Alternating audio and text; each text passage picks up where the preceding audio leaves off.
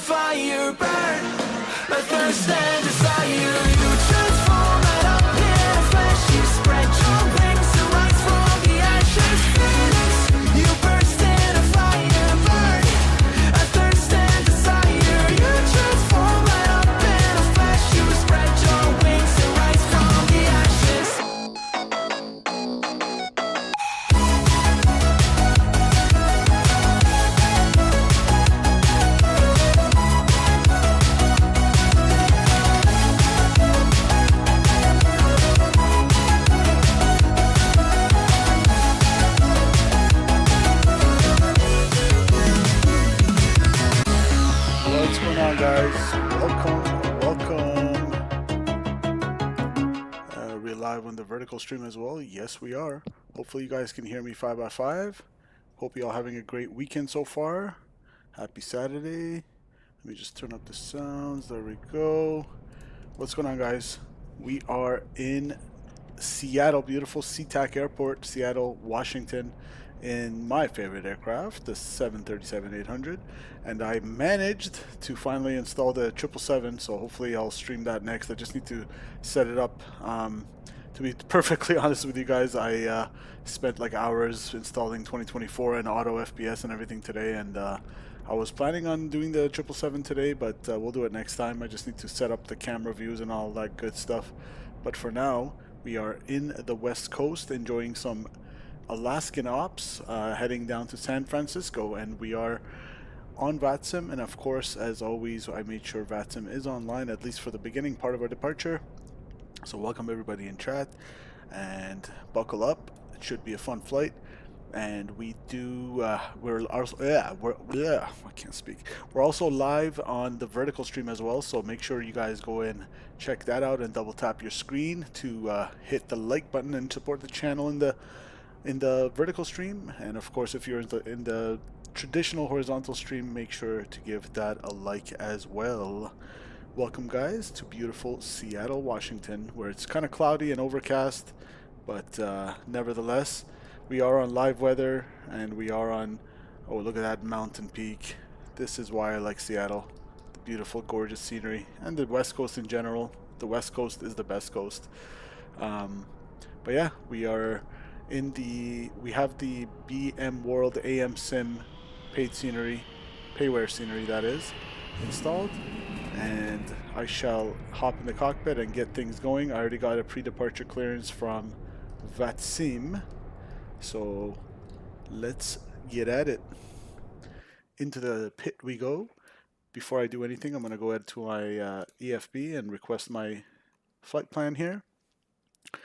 And let's see. As I said, I got my pre-departure clearance. We are going from Seattle to SFO. What's my alternate? SMF. I need to check where that is.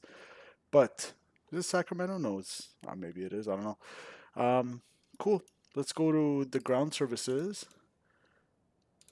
Ground ops. We have the ground power unit that we're going to request right now, and it's connecting up, and the chocks are connected as well. We can go to, well, we'll start the boarding with GSX in a bit.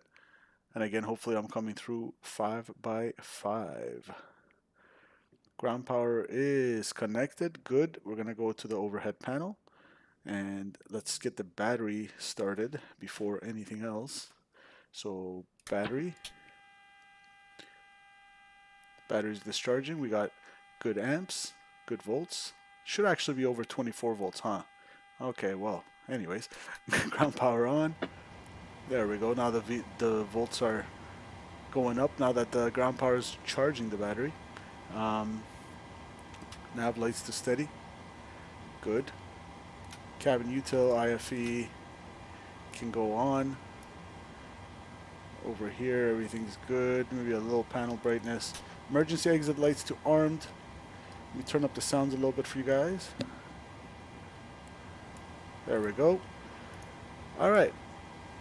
We'll throw the chimes on, test the attendance button, and window heat can go on now. Electrical hydraulic pumps, I'd like to throw them on right away. Packs are off, isolation valves open, bleeds are off, APU bleeds off, good.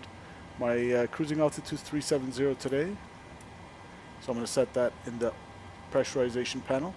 And the altitude down in San Francisco is 13 feet. So we're just going to go ahead and leave it at 0.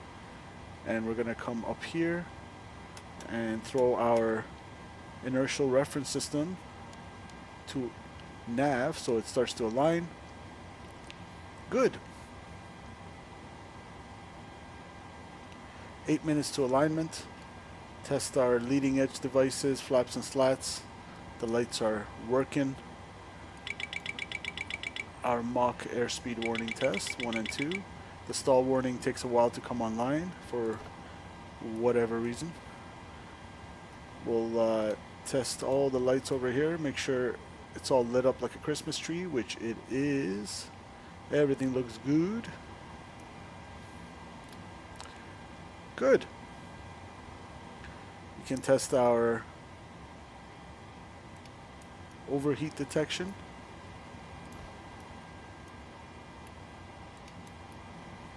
There we go. Fire. Good. Lights over here are on, and over here as well. Good. And system 2 as well. Good.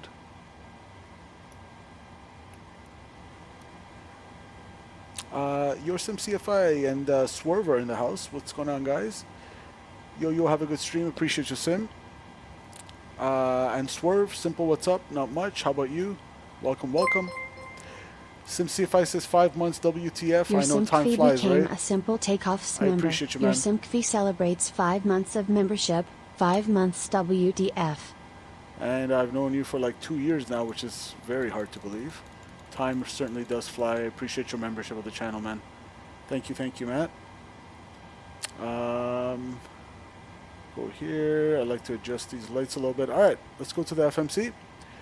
Swerve also says I'm having issues getting the 737 to grab the localizer and glide slope. Huh. Is it tuned in? That's really the only thing I can think of. Is it tuned in? Unless somebody else can think of something else.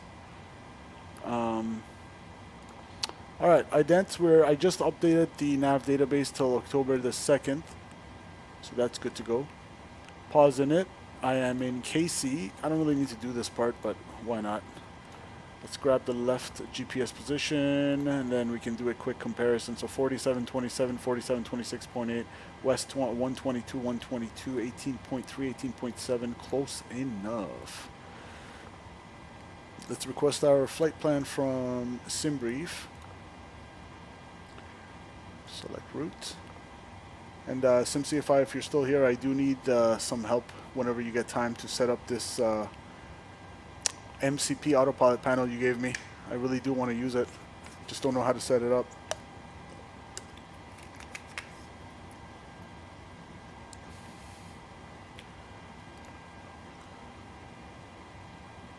Alright, route is coming in. Let's get the automated terminal information service. 118.0 while this loads up. Alright, this is loaded. We're going to activate execute.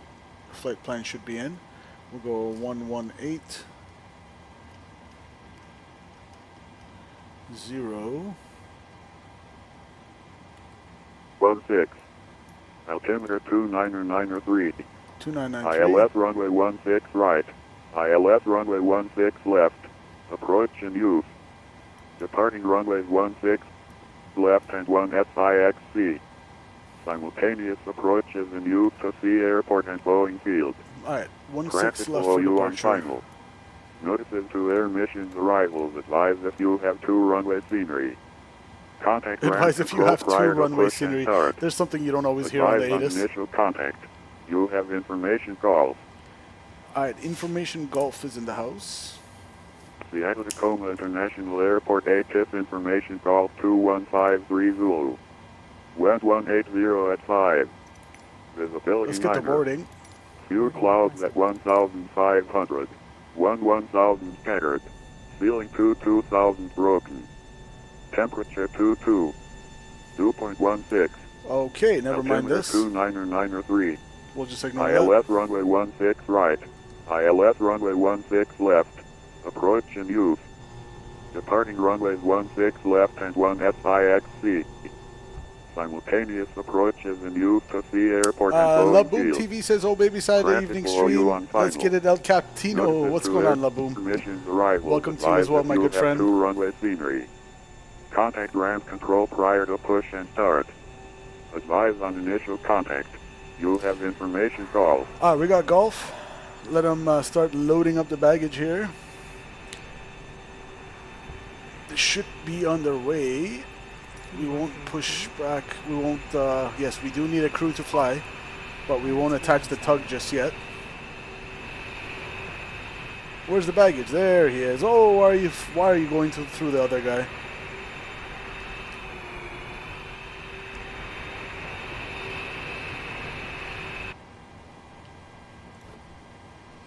Alright. For my loading, I can go ahead and go to payload.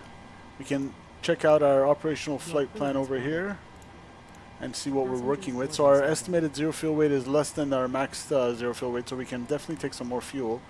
120.4 is our zero fuel weight today, so not very full. 120.4 right there. That gives me about 111 passengers and around, what is that?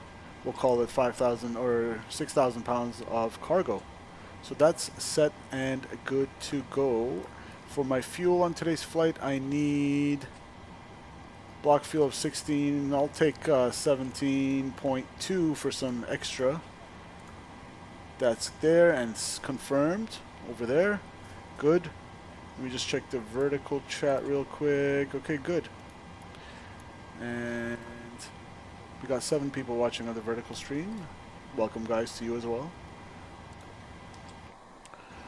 Alright, let's check our plan here. We'll plan for runway, what was it? I said 16 left, which is already there. And what is my departure?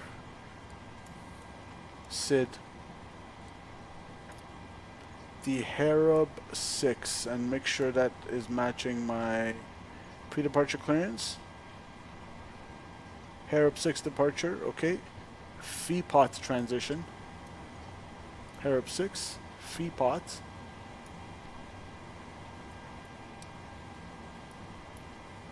Let's see how that looks. We'll bust out our charts.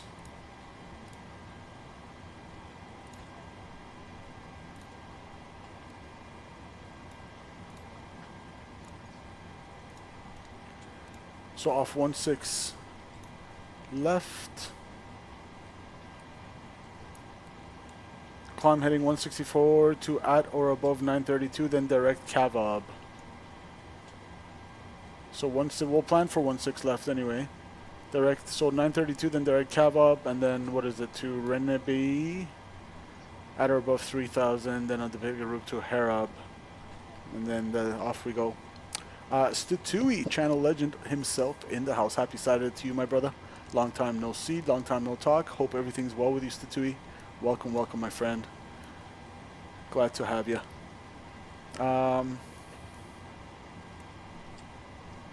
What was I saying? Oh yeah, the heading 164 and top altitude. Let's see what ATC gave us. Maintain 7,000, so 164. I really like Seattle Tacoma Airport. It's like underrated in my opinion. It always has I've said this before if you guys used to watch my channel. Seattle Tacoma has a special place in my heart because it's the first airport I ever simmed in, because I installed Explain 11 on my iPad, and that's how I got into flight sim, to be honest with you guys. And so I'll always have a little soft spot for Seattle Tacoma because that was the only free airport that came with Explain 11. Alright, so let's see, Cavob and left turn, or correction, right turn on departure, 3000 or higher by Renby. Good. Execute that, my friend. We're good to go there. There we go. Alright, shall we get our mass and ballons? So we already put in our loading and our fuel. And for I really can't talk today. For our fuel, for block fuel, 16.9. 16.9. And final reserves plus alternate 5.1. Good. Cost index on today's flight is 60. The other day I started talking like this to my flight instructor, and I'm like, honestly, sorry, I have no idea why I'm starting to like randomly talk like this. Whenever I'm like feeling myself and I'm like doing good in the aircraft, I start like talking like this because I get all like excited. Flight level 370 is my cruise. And cruise wins on today's flight. Skystream Aviation says howdy. Welcome, Skystream, to you as well, my friend. Top of climb. Vibes are high. We are yapping in the flight deck. Statui with, Statewide became I a don't even simple know Takeoffs how long is member. 31 months. It's Statewide like celebrates 3 years 31 almost. months of membership. Jeez. Vibes are high. We are yapping in the flight deck. I appreciate this. Yeah, why can't I talk today, guys? I'm gonna try to slow down the speed of my yapping. I think that's why I'm getting at it. My mouth is like working faster than my brain. Kind of tired. Welcome. Thank you, Statui, for supporting the channel for over 31 months. Man has like single-handedly donated enough to like account for half of my gaming PC. That's how much of a legend this guy is. I hope wherever you are, perhaps in the southern hemisphere, or no, you're in the northern hemisphere, still in the northern hemisphere. I hope you're having fun. I hope business is well, and I hope everything is good with the Chally, my friend. It's been a while since I've had you in chat. Welcome, Statui. I'm doing my return to India Alpha Hotel. What is that? Washington on VATSIM from Mexico City. Welcome, welcome, Skystream. Hope you have a great flight. South of the border wall. Hey, did they fully build that yet? Did they fully build the wall? All right. 37. So 158 at 30 is my. Satui, what do you guys use iPads when you fly? What iPad? I'm like torn, guys, between the regular iPad, like the regular 11-inch, and the iPad Mini, because I really do need an iPad to fly, because this thing is like way too small to try to run ForeFlight on it. And for those of you who are going to jump on me and say don't use ForeFlight for PPL, I'm not really using it to navigate. I'm using my VNC. I only use it because my airport is the most busiest uncontrolled airfield in Canada, and I need all the eyes I can get, including my little ADSB receiver that I've gotten that works with ForeFlight that shows traffic, so it's for traffic purposes. Although of course I can't fully rely on it. But yeah, what kind of iPad do you guys use? I use my normal iPad for flying. Okay, so you use the 11-inch. The only thing is, I've heard a lot of pilots say they prefer the Mini just because it's like more compact and easier to kind of carry around, and it doesn't get in your way in the cockpit. But I don't know, I'm still kind of torn on that. Anyways, let's execute that N1 limit. Let's go to our perf tool, import from OFP, which it is. We'll go runway 16 left, import from aircraft, import weather, calculate flaps 5. We need a cell temp of 45, D rate 1. 45. D rate 1 gives me a N1 value of 91.2, and 90.3 is what we need, so we'll take that. For takeoff, flaps 5, CG 21%, which is a trim value of 5.5 today, and speeds are 36 on the V1, 37 rotate, and 43. Boom.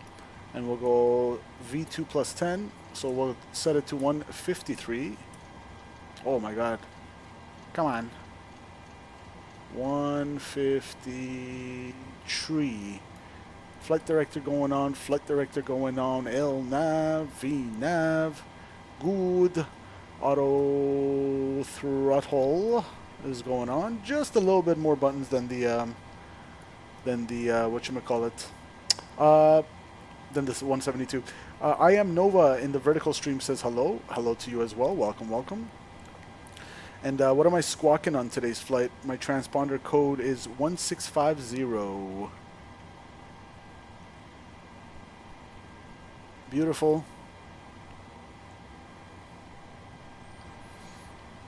Alright, guys. Ignore that other aircraft. I think we're good to go. Let's do a quick brief ski and we'll get out of here. So, for our taxi, I am expecting to hop on out of here. So for 16 left, we're probably gonna push back nose to the right and taxi via, they'll probably give us Bravo, won't they? Either Bravo or Alpha, but most likely Bravo to Charlie, line up and wait. We'll depart runway 16 left, and on the go, it's going to be the Harab 6 RNAV departure, chart 20-3B, dated 13th of July, 2018, effective 19th of July, 2018, never mind how old it is. Off 16 left, climb heading 164 to at or above 932, then direct cav up, then on track 166 to cross Renabe at or above 3000, and on depicted route to Harab, at or above 10,000, and that is all in the box. Harab at or above 10,000, and transition is going to be Fipot, and then what, Irave? No, Famuk. So just Feepot is the last one on our transition here, and then we'll be en route. Cool. Butter Landing coming in hot. You already know Double D is in the house. Welcome, Mr. Double D as well, another good friend of the channel. Thank you guys for all your support, and make sure you hit that like button. It really does help. All right. All right. Welcome, Double D. Alright guys, we got fuel. We're gonna pretend like loading is completed. It probably actually is.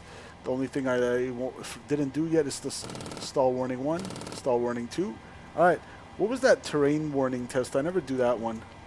Where was it? It was somewhere... I wanted the terrain. Pull up. This can go to RTO. I know it was somewhere here, but we'll skip that for now, I guess. I know you guys enjoy. Oh yeah, there it is. Let's test that out. Glide slope. Pull up. This is not in any particular order. Wind shear. I understand Wind shear. it's Terrain. not the last Terrain. thing you do Pull before you go, up. but I just wanted to do it for fun. Pull up. Alright, so passengers are on board. We don't have anything in the center tank, so fuel pumps are on for the wings, and we'll go seatbelt signs now on, and I can go ahead and fire up the Apu and close up our doors. That should close everything. Good. Let's have the APU fire up and listen to the beautiful sounds.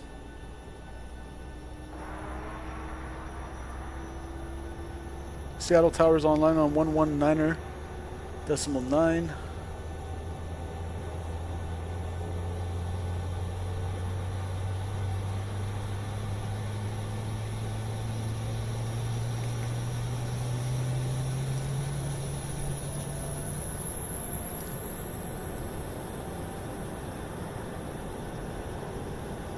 Alright, beautiful. We got the APU fired up. We'll wait for the gens to come online. Alright, we are on APU gen now, and we can test the frequency and the volts, which is good to go. Alright, good. We'll leave that on gen 1 by default.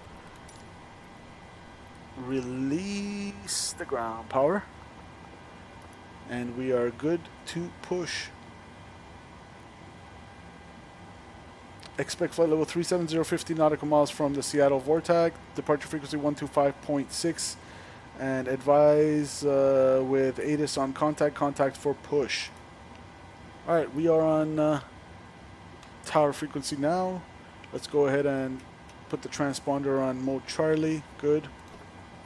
And I have information Golf in the house. November Alpha Yankee 900. Thanks for the squawk now. You can push tail to the east. Call me for taxi.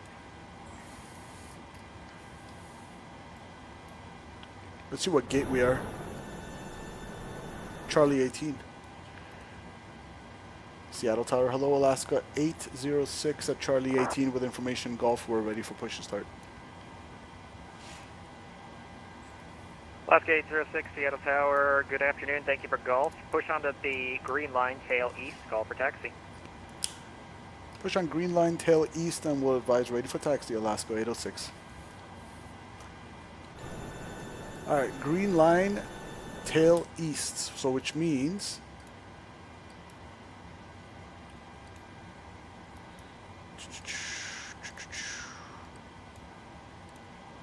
tail east.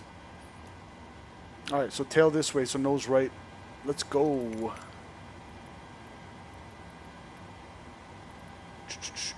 Prepare for pushback and departure. And as I said, I've installed the PMDG 777. I just need to set it up properly and set up all the FMS default settings that I want, and do the camera views and all that good stuff, and then we can stream it. Seattle, Hello, Captain. Alaska We're ready for 332 pushback. push and start with Golf. Alaska 332, hold push. I got company pushing behind you on your right. No problem, we'll hold. Alaska 332. Can you say wing strike?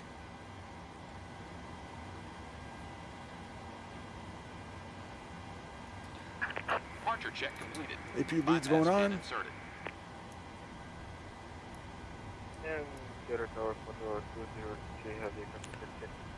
Passengers are complaining that it's a little bit heavy, runway warm, 16 so we left, can taxi go via Bravo, Charlie. aft and forward cab, bring down the temperature a little bit.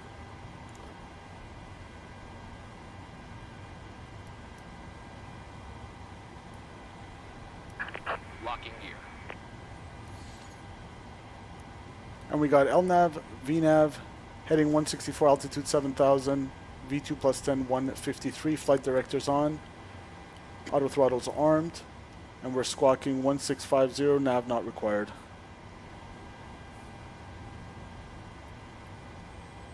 Okay, we said nose to the right, tail east.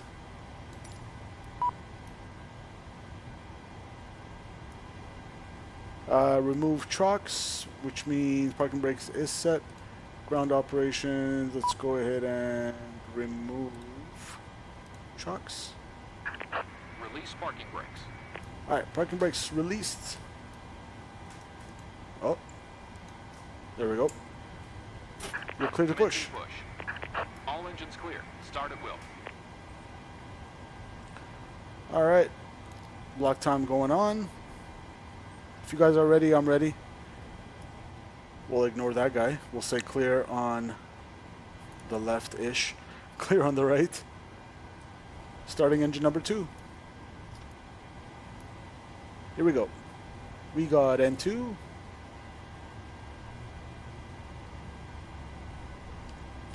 We'll give it fuel at around 20% or 25%.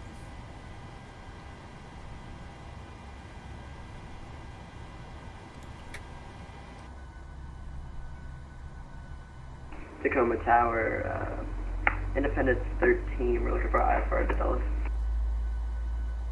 Independence 13, Seattle Tower, good afternoon, cleared, some request, standby.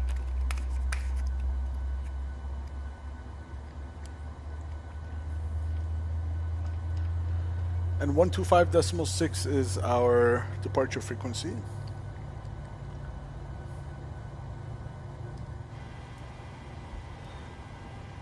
That is in the box. Starter cutout. Alright, let it stabilize and starting engine number 1.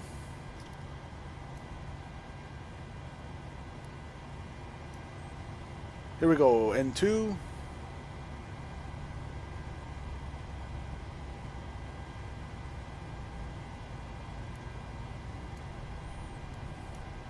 We'll guard the fuel switch. Set parking brakes. Parking brake set, you're clear to put or clear to disconnect. Cockpit to ground. We have a good engine start. You can disconnect.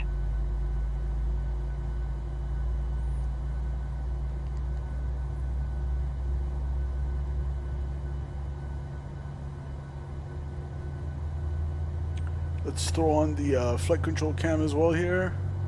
And same thing for the vertical stream. There we go. Seattle Tower, Delta 459 Heavy, request taxi. Delta 459 Alright, start a Heavy, cutout. exit the ramp spot 99, runway 16 left, taxi via Bravo, Charlie. Unlocking gear. Gens, Exit the ramp spot 99. APU, Left via Bravo Charlie, Delta and probe heats.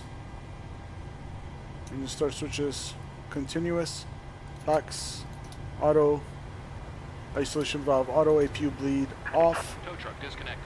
Bypass pin removed. All good up there. Flaps set 5 for departure. Left is clear. Right is clear.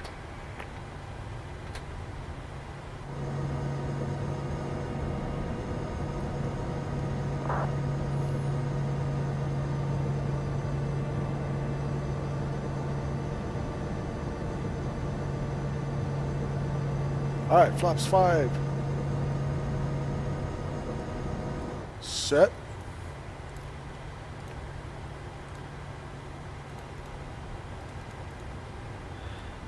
Change their speeds a little bit.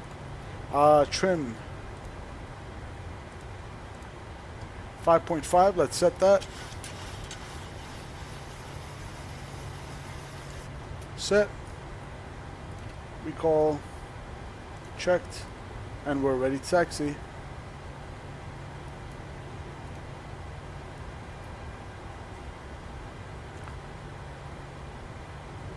Tower Alaska 806, ready taxi, runway 16 left. Alaska 806, exit the ramp, spot 66, runway 16 left, taxi via Bravo Charlie.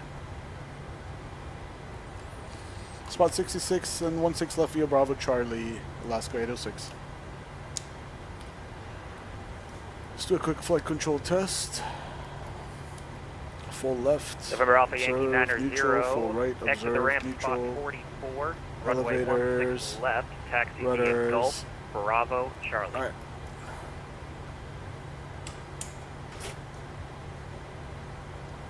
Taxi lights.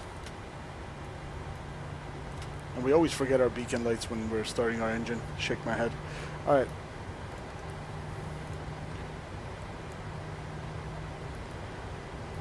Alaska 332 behind the company 737, passing left to right, push onto the green line, tail 66. east.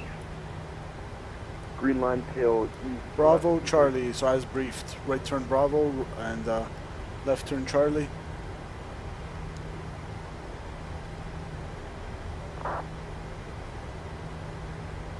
November Alpha Yankee 90, exit the ramp, spot 44, runway 16 left, taxi via Gulf, Alright, clear left. Bravo Clear Charlie. right.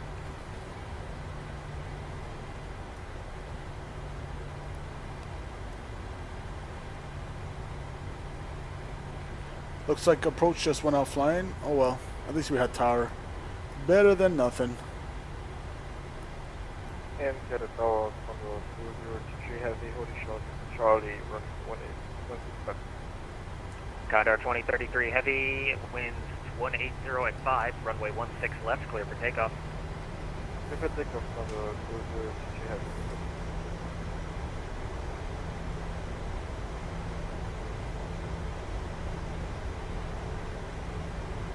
Alright. Wave to the towers. Tacoma Yep. Tower, Independence 13, we're looking for push.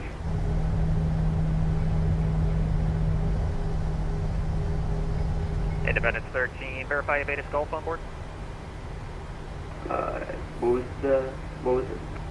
Independence 13, my apologies, I just changed the ATIS. Alright, Verify hold your Aviation ears. Echo. We now have Echo on board, Independence 13. Independence 13, thank you, push through, gale south. No south for 13, or Independence 13. Alaska 806, hold short of Gulf on Bravo. Okay, hold short of Gulf on Bravo, Alaska 806.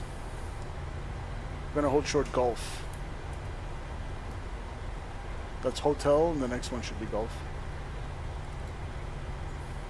Information Echo is now current. 180 at 5, 9 statute mile, fuel class 1500, scattered 11, broken 22, temperature 222.16, altimeter 299.3 still.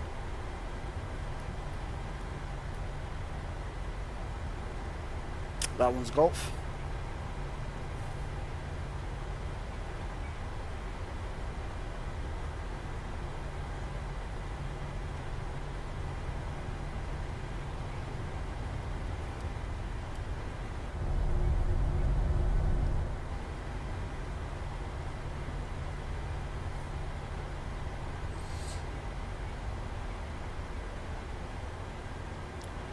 Alright, we'll hold short of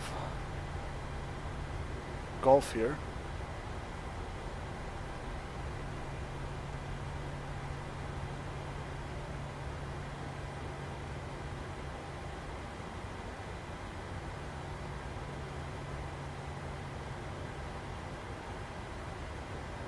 Condor 2033 heavy, no further ATC available, frequency change approved, have a good flight.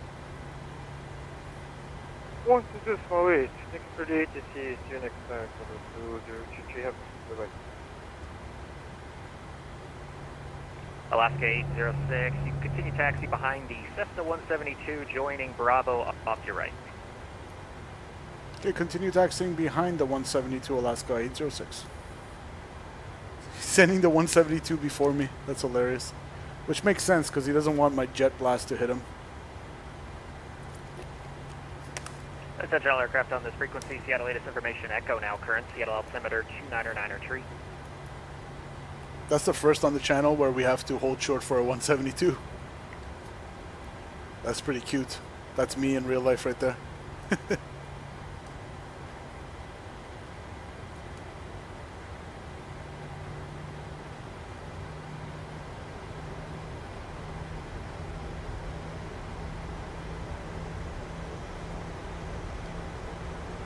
Margaret Anan is in chat, in the vertical chat, says hello. That's me too, but on the same Swerve. Hey, I thought you, Swerve, I thought you moved on to bigger and better things. 332, exit the ramp, spot 66, runway 16 left. You're doing airliners now, no? Spot 66, yeah, Bravo Charlie to 16 left last.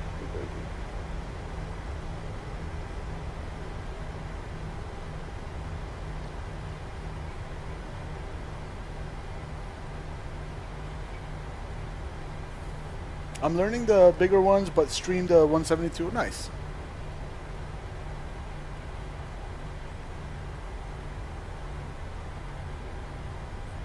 Hopefully not in too many mountainous areas, because that thing cannot climb. Ask me how I know.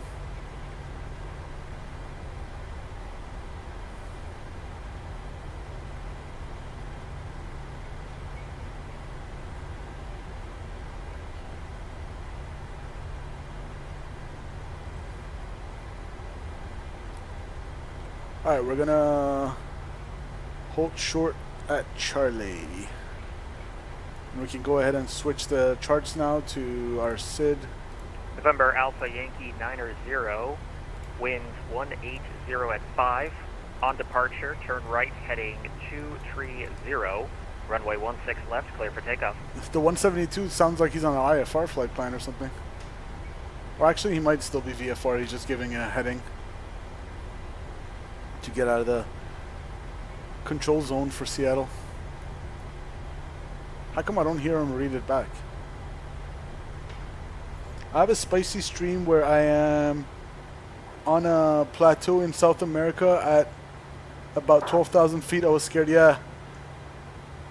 When I used to first do flight sim and I wasn't familiar with the concept. 806, runway 16 left, line up and wait. Runway 16 left, line up and wait, Alaska 806. When I wasn't familiar with the concept of density, altitude, and performance stuff, when I first started to sim, I used to I took a 172 to where was it, Telluride, Colorado, and it was just barely struggling to climb through the peaks and everything, and I was like, holy moly, learning this the hard way. What was the heading again? November Alpha Yankee 90. November Alpha Yankee 90, it'll be a right turn of heading 230. Flight attendants, please prepare for takeoff. 230, November Alpha Yankee. Can you communicate with other aircraft, Margaret? Yes, I can. I'm doing that right now. Well, I'm talking to the tower right now, but yeah.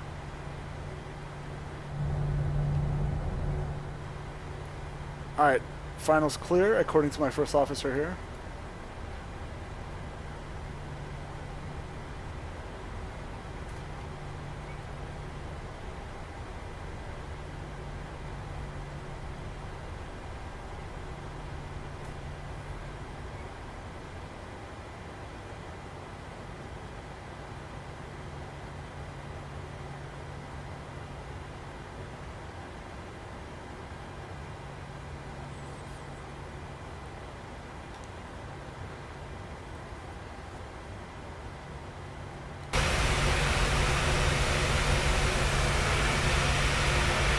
We got an A350. Block 806, 180 at 5. Caution to Cessna 172 departing southeast of the field. Runway 16 left, clear for takeoff.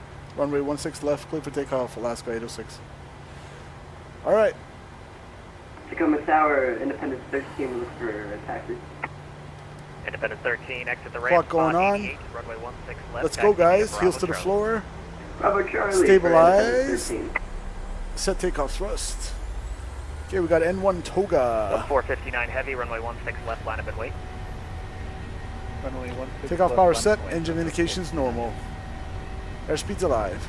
November Alpha Yankee 90, no further ATC available. Frequency change approved. Have a good flight. 80 knots checked, must hold.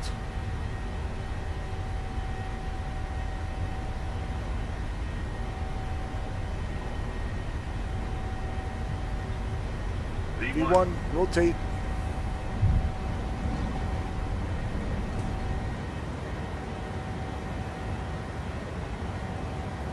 Pause the rate. You're up. I'll nav.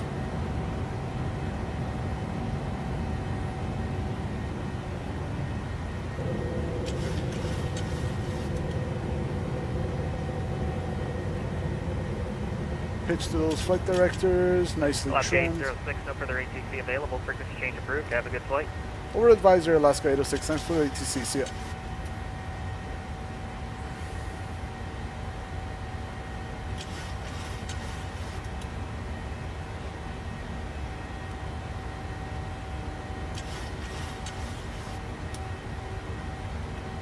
Delta 459 heavy, wind 180 at 5, runway 16 left, clear for takeoff.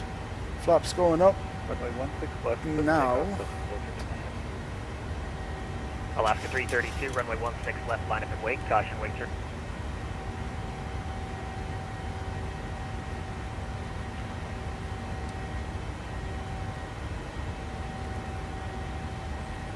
Alright, we're pretty much departing to the south.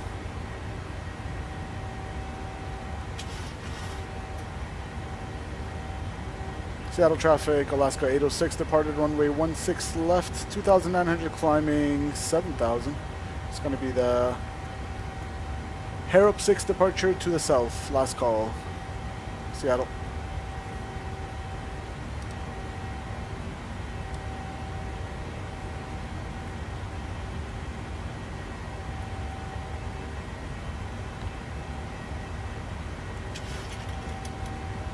Nicely trimmed.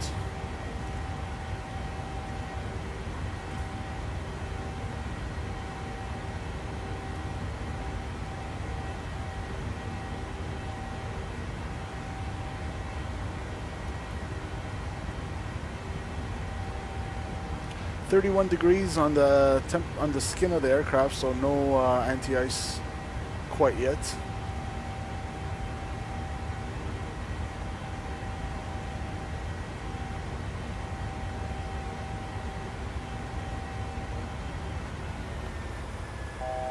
Oh yeah, let's continue to climb because we don't have any ATC anyway.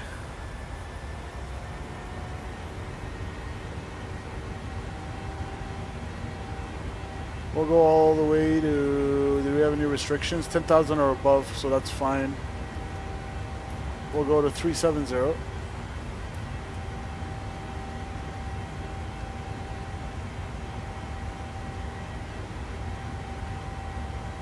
Beauty.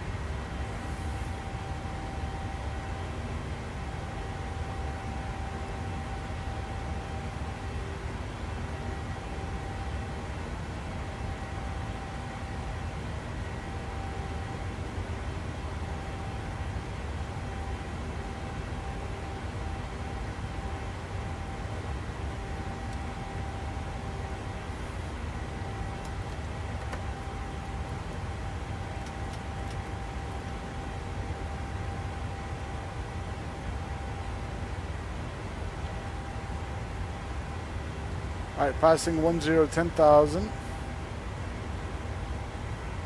We'll go autopilot. Command. Good. And it's gonna pitch that nose down and accelerate. We're gonna go landing lights off. Engine start switches off. And we're almost clear of the cloud, so I'll go seatbelt signs off soon. Cabin altitude is 2,000 and climbing. Should start to pressurize soon. That pressurization slowly going up. Cabin altitude still 2,000. Delta P is 4. There we go. Slowly moving. There we go. Is your iPad an add-on or just a 2020 version? It just comes with the PMDG 7.3. It's part of it. we'll keep an eye out on that pressurization. I want to make sure it starts pressurizing. Alright, hold your ears. This might be a little loud.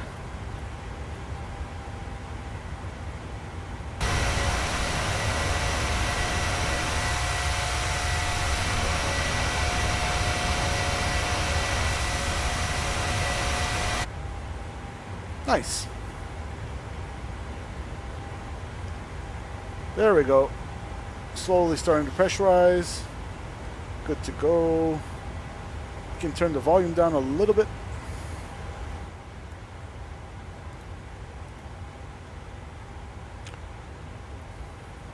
You should get the iFly Max 8 Pilot Aviation. Yeah, it's just right now, every dollar I have I'm spending on real world flight training, so.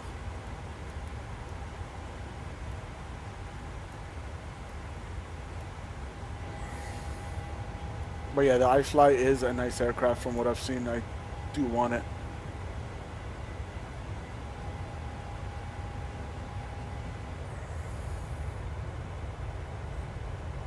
Though the CFM engine on the 7.3-8 sounds better in my opinion.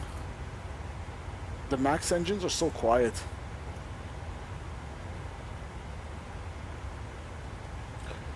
Alright, let's see if we got... Looks like we do have some VATSIM that is coming on. Let's see. No, that's just Portland. The Portland approach. Portland's tower.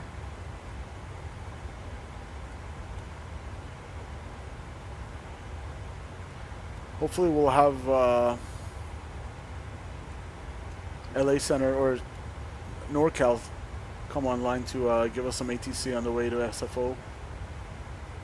I'm going to start flight training when I turn 15, which is around in 1 year and a quarter. Nice.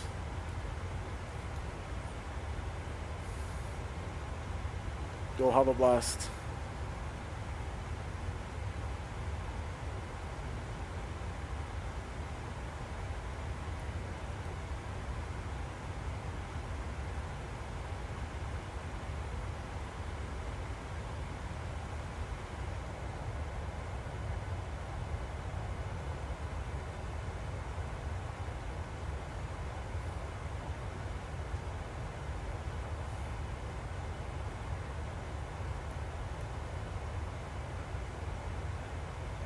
And we're out of here.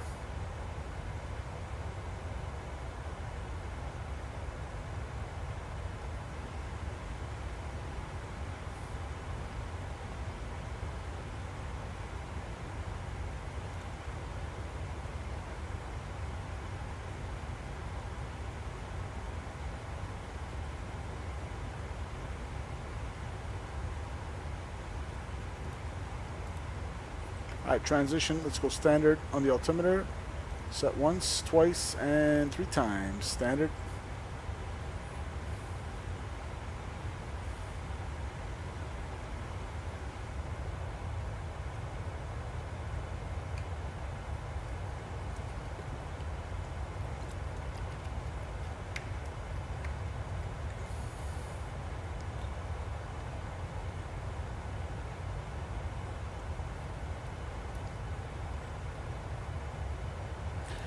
Let's see what our estimated time en route today is.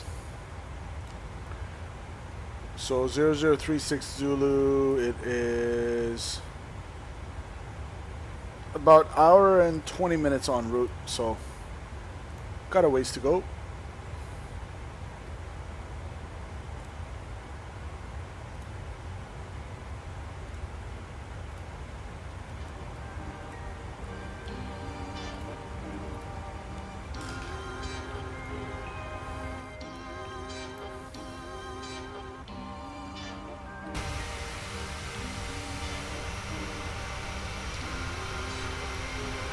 And I actually have auto FPS running right now.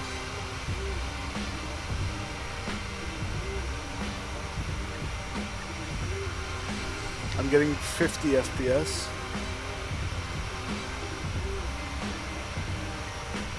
I'm hoping auto FPS really helps with running 2026 more smoothly.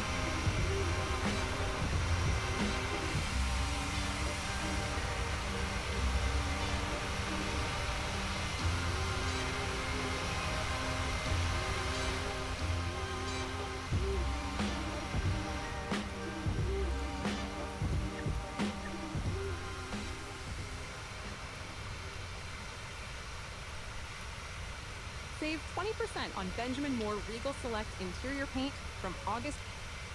Benjamin Moore.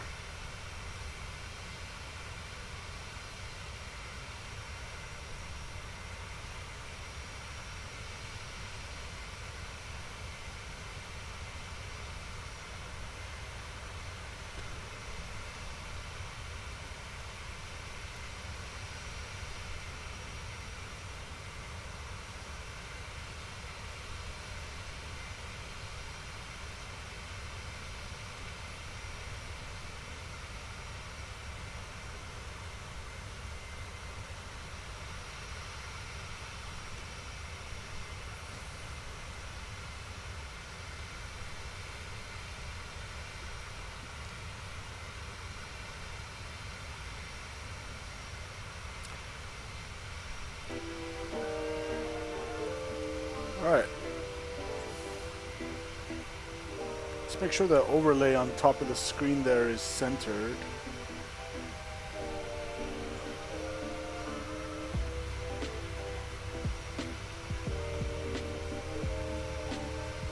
There we go.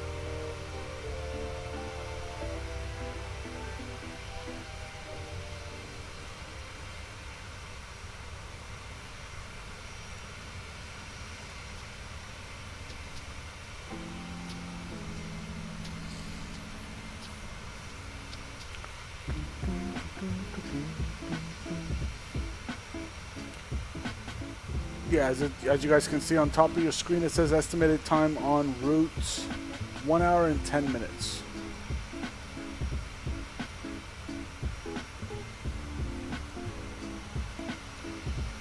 So we're just chilling.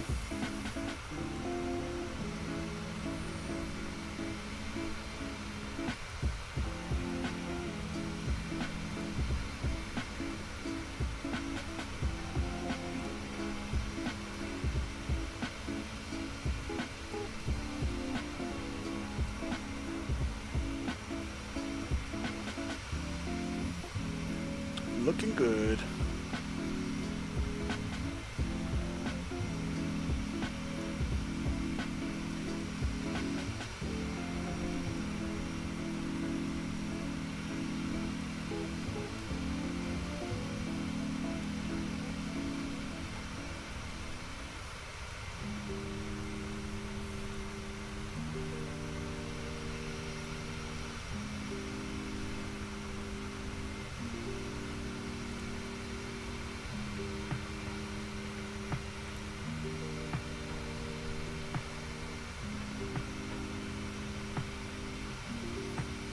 So right now my auto FPS, I'll show you guys.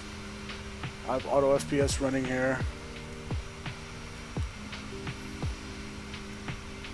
It is giving me 53 frames per second. Terrain level of detail, it's running it at 300, so it adjusts it as it pleases to keep a good smooth FPS.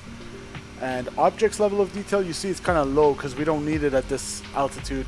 So the objects are more important to come into play when you're getting close to the airport. Masood or Laboom TV says sunny San Fran. Laboom TV.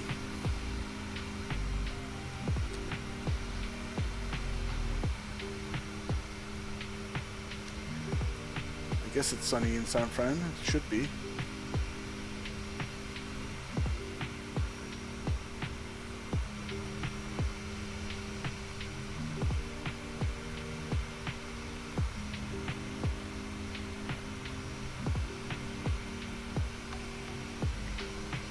So yeah, when I get closer to the airport environment, I would expect this OLOD object level of detail to go up again. We'll test that theory out when we get close to it. So this kind of adjusts everything as it sees fit.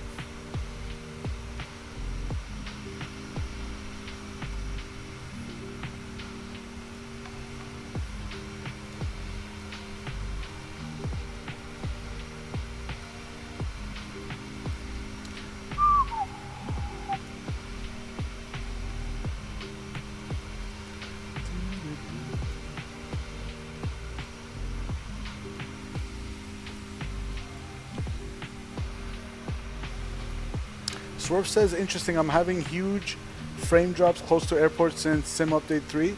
Yeah, maybe try the Auto FPS. It's a GitHub link that it's actually it's free to download and easy to install.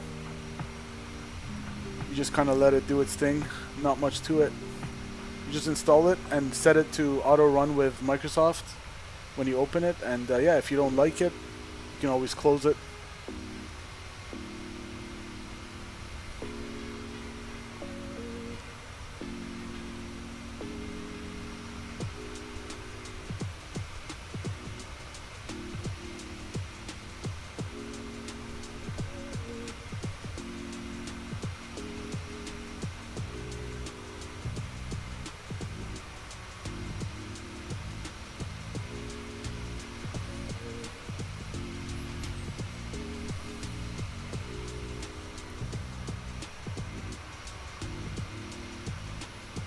Swerve, that overlay on top of the screen is looking pretty good, my friend. Thanks for your help.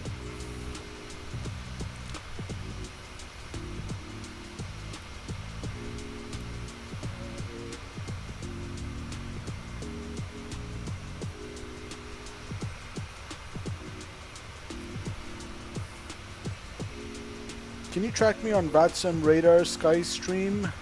You're going from Mexico City to Washington, you said, right? Let me see. What's your call sign?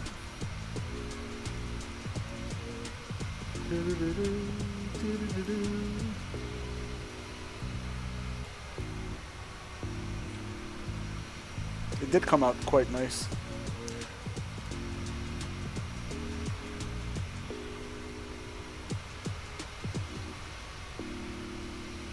Houston. United 1089. Let's see SkyStream.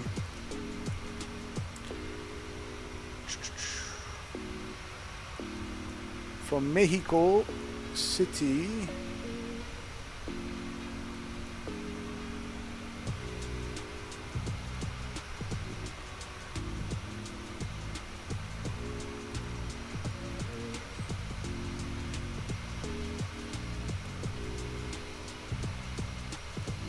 Oh yeah, I found you. You're just kind of hugging the Gulf of Mexico there, I believe. You're going along the... Let's see here. So there is SkyStream Aviation. Just kind of hugging the west side of the Gulf of Mexico. En route to Houston. Hey Canadians. Hey Canadians. Stupid non-premium subscription.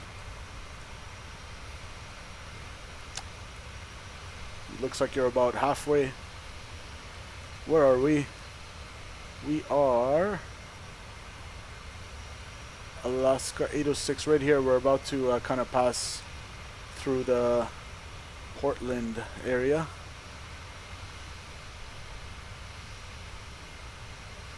Cool.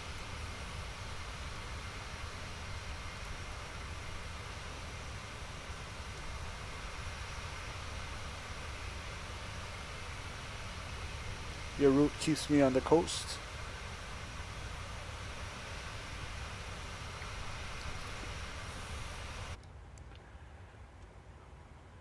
Alright, 1,600 feet to go till top of climb. Everything's looking dandy.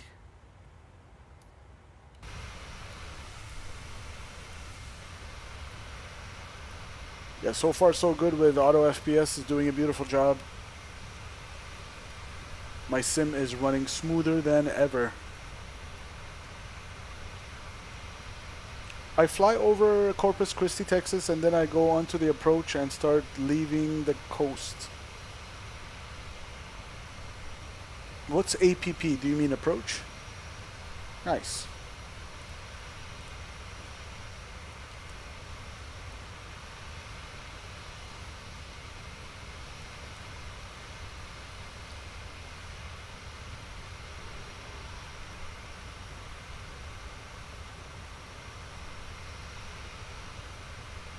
I guess you mean the star, right?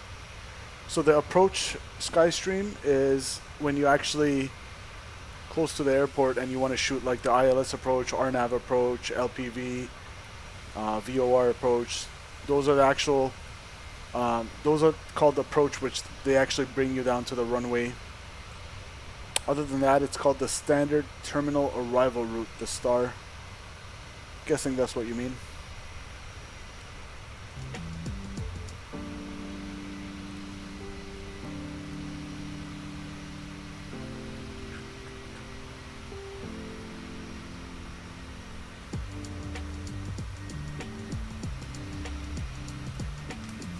I'm really looking forward to seeing how Auto FPS will work with my Microsoft 2024.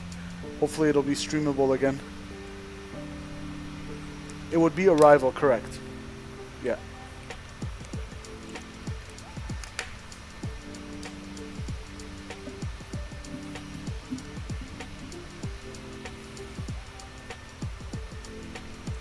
One thing I'm going to have to get used to, guys, is for my flight training is the Canada Air Pilot IFR charts later in the program that I'm in once I get my PPL.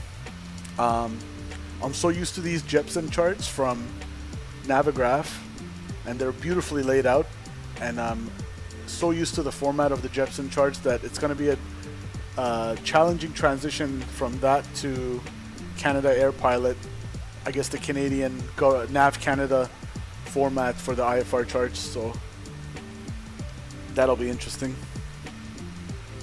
Nothing beats the Jepson format in my opinion. Skystream says I have 38 minutes left. Nice. We have about an hour, I believe. 0036, and it's currently 2323. It's about an hour and 13 minutes.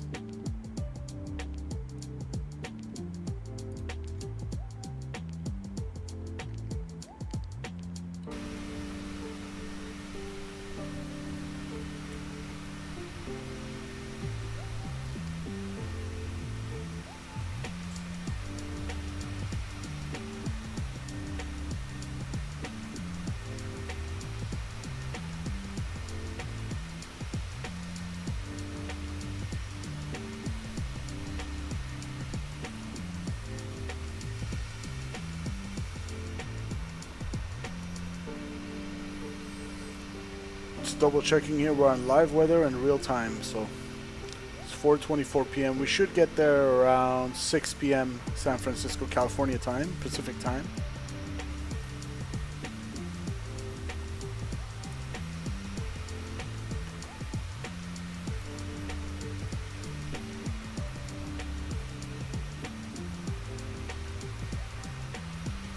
(23:22) Zulu. Okay, so we should arrive around the same time. I'm pretty much arriving like, I don't know, 23:36 or 0036. So 0012. Yeah, maybe 20 minutes after you.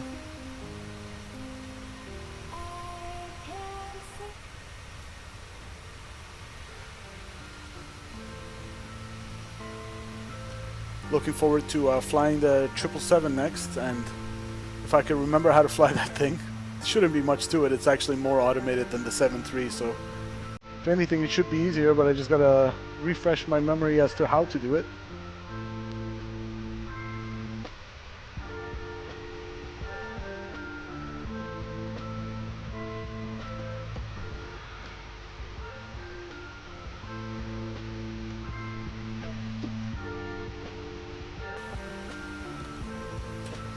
I love flying the old United Boeing 737-800. The MCP just looks more clean, not gonna lie. Hey, speaking of MCP, and yeah, I do love anything 738, I love. But let me show you guys what I got. Courtesy of the channel, the friend of the channel, YourSimCFI. He kind of gave us this mode control panel for the 737. I just gotta program it with a software called MobiFlight. And apparently it's a pain to do, so I'm kind of waiting for him to get some time so he can walk me through it, but can't wait to be able to use this bad boy for the 7.3 ops, and probably can even use it for the 777. yeah, pretty cool. And the buttons feel solid. They feel really good. The tactile feel, very nice. Auto throttle, where is it? Auto throttle arm. Switches feel really good.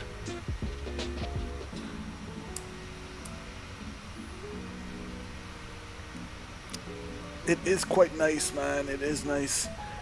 But like I said, I have no idea how to program it. I need a software called Moby Flight.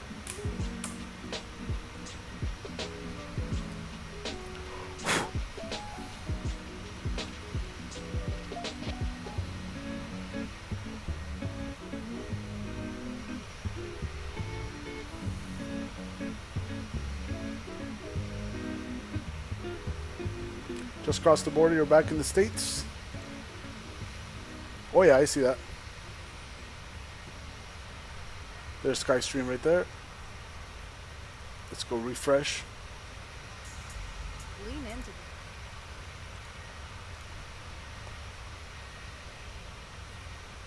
it. Well, technically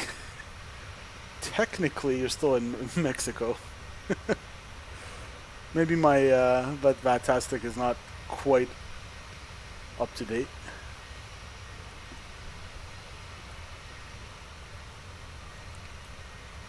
We're just chugging along here past Portland now. It's a straight shot down. Too bad there's a lot of overcast, otherwise we could see the coast on our right side here. Swerve says that's what I want next is the autopilot panel. My throttle can handle it, but I want the panel. Yeah, my throttle actually, I should use this more often. And I always tell myself to use it, but I just forget. So this... I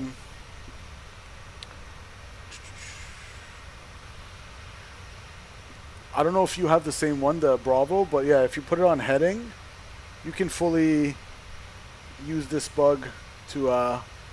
especially when you get close to the airport and you're ready to intercept the ILS, when ATC is giving you vectors, this thing really comes in handy to just twist it and set your heading instead of going here and doing it with the mouse and everything. But yeah, if you guys can see right now, I can go to... Hold on, let me make sure I sync my heading mode so I don't get off course here. Alright, heading is synced. So if I click heading... See, it fully changes in the sim, heading select. And of course we'll go back to LNAV. But yeah, and then, hold on, I'll go heading again, just to show you guys.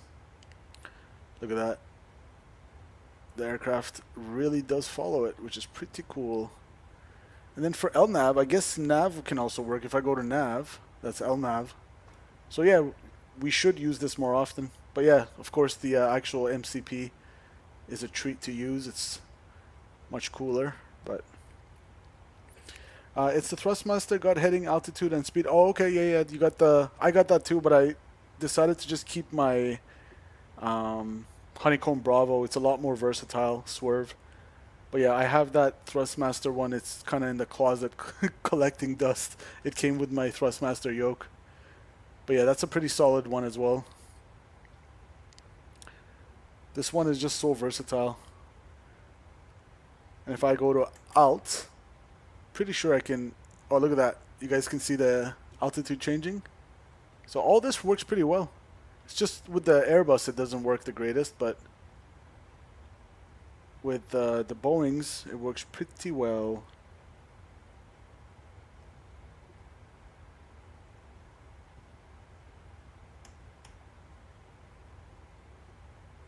So right now, look at this. So we're not in heading mode, but you know what? I should actually use this to, at the very least, if I don't want to use it all the time, I should use it to sync my heading. Because you know when we take turns in the 7.3, it doesn't auto sync your heading like it does with the like the CRJ or the Airbus do.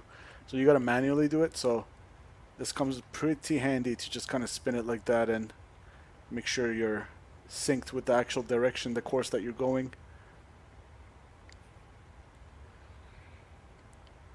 I got it from Scott when I got the yoke. Oh, did you get the yoke from Scott as well? Nice.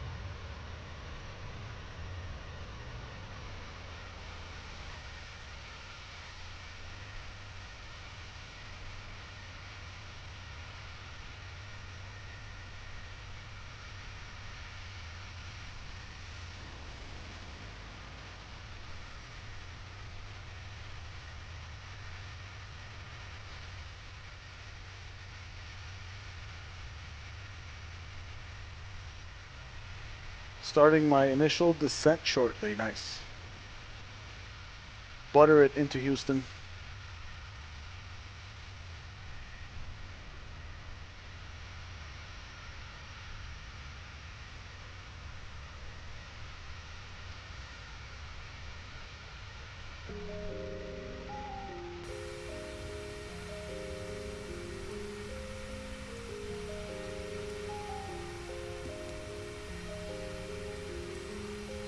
I'm hoping Oakland Center comes online by the time we get there. You had a slammer into MMX, literally bounced. Oh, I don't think I've had one good landing in Mexico City. It's something about the altitude, the density altitude. You don't have a lot of lift on the wings, and you're going quickly because your true airspeed is fast. And yeah, it's just not an easy airport to get a good landing in, to be honest. So I completely sympathize with that as well.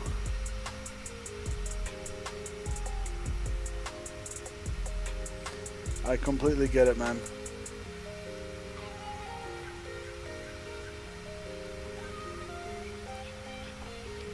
Last time I flew into Mexico City was like over a year ago or so, maybe a couple years ago. It was the Phoenix A320, and I had to do a go around because it was just way too swirly and wind shear and everything on final.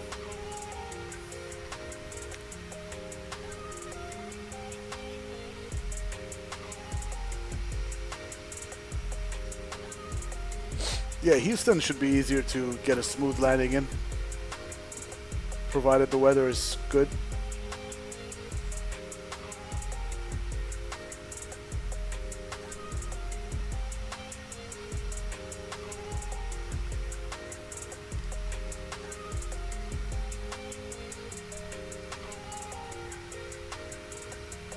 Skystream, I have to wake up early, so this is my only leg. Gotta wake up at 6 a.m. So I gotta eat dinner after this and go to sleep.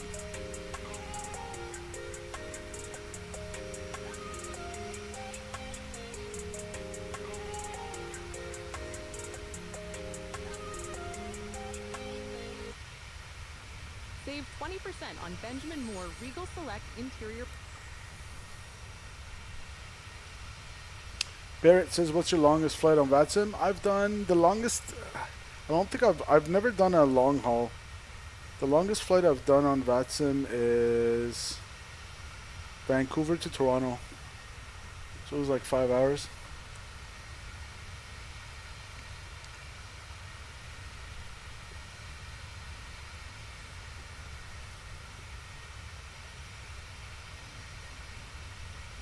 Whoa, what happened there?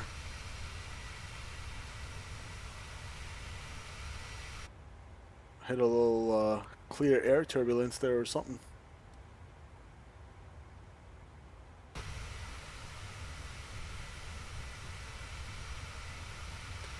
You're waiting for across the pond? Yeah.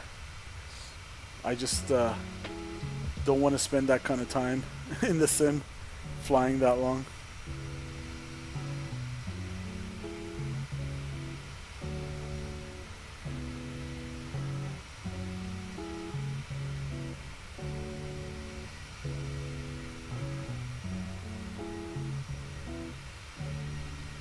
I want to go on VATSIM, but I'm a little worried to screw up still. Nah, you're fine, man. As long as you show willingness to be patient and follow their instructions and show them that you're new and you're learning, most controllers are nice.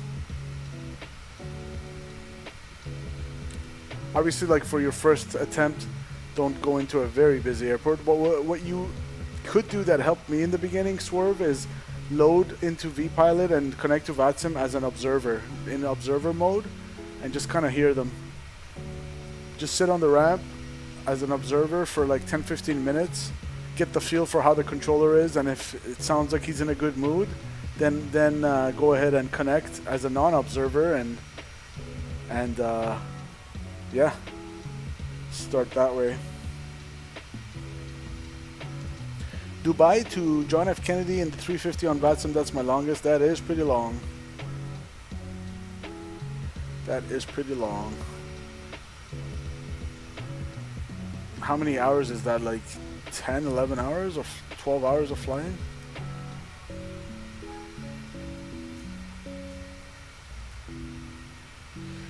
The longest flight in real life I've done,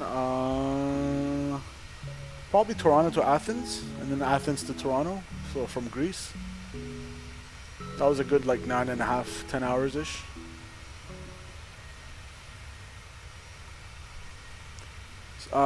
Skystream, I have plenty of real-life trip reports of the flights I've done on Air Canada and stuff like that across the pond in real life. Under the trip report playlist of the channel, check it out if you like real-world aviation as well. I have like 7 trip report videos I've done of my adventures.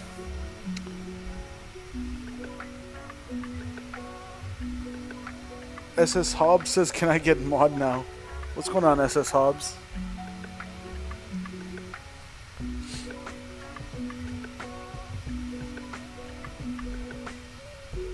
You have trip reports as well? Nice. Mine is Houston to Sydney, United 787. 18 hours. Well, I don't know if I can sit that long in an aircraft.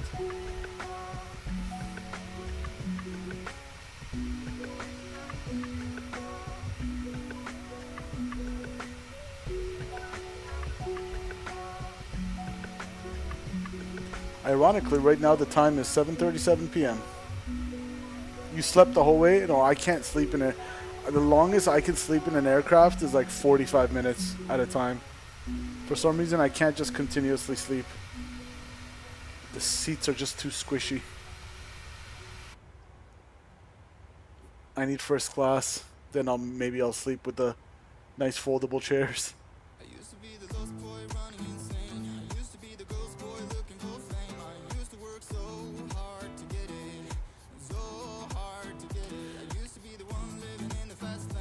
It's 0035, it's 0038. So we'll start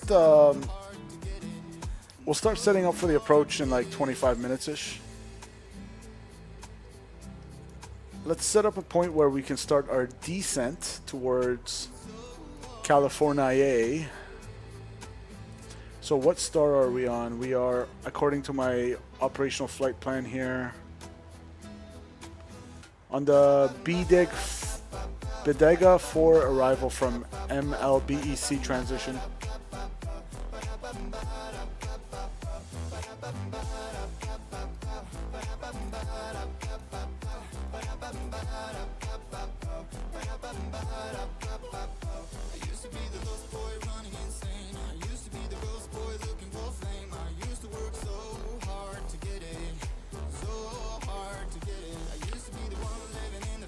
So you want to be at 290 or higher by MLBC. You want to be between 28 and 24 by John. So let's set up a little fix ring in the FMS so we kind of have a visual reminder of when to start our descent.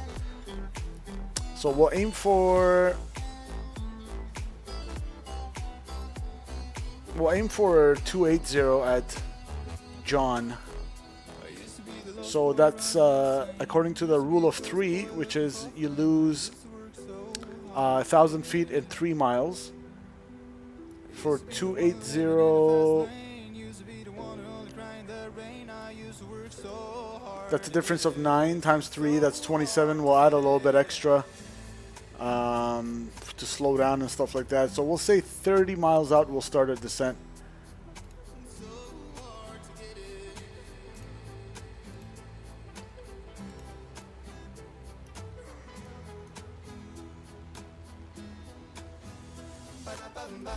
And right now our flight plan only goes as far as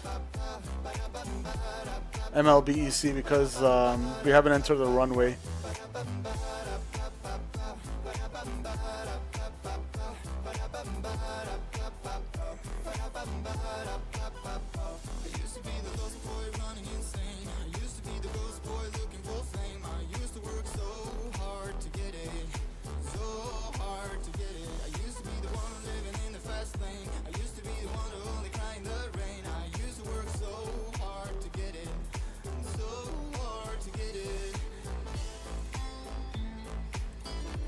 There we go, that takes us a little bit further. Execute. So John, however you say it, fix. 30 miles out, I want to start my descent 30 miles out from there.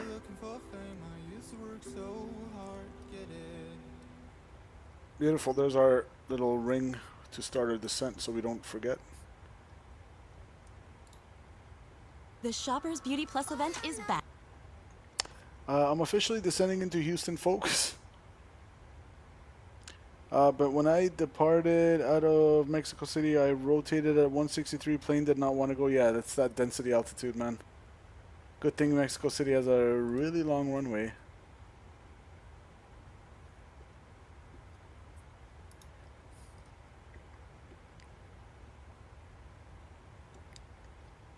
SS Hobbies, I don't really have a need for mods right now, to be honest. I have enough mods.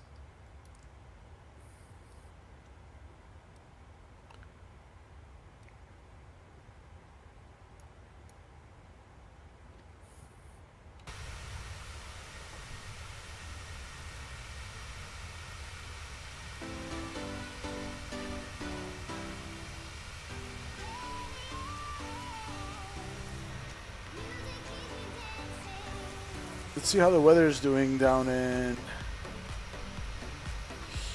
San Francisco. It's VFR conditions as of an hour ago, so 45 minutes ago-ish. 280 at 13, so they're probably landing west. 10 statute miles visibility, fuel clouds at 2,300, temperature 22, dew point 13, altimeter 3000. And the ATIS is information Quebec.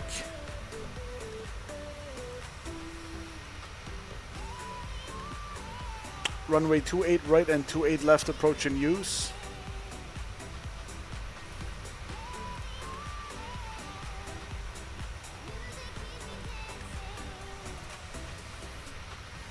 We'll just shoot the ILS.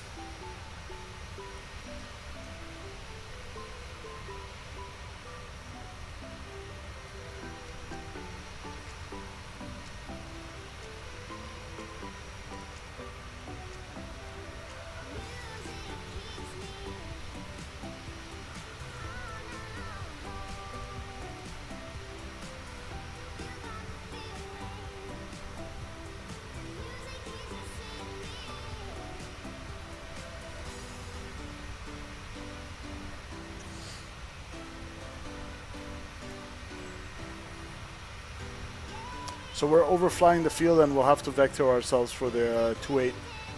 We'll go 28 right. Arrival.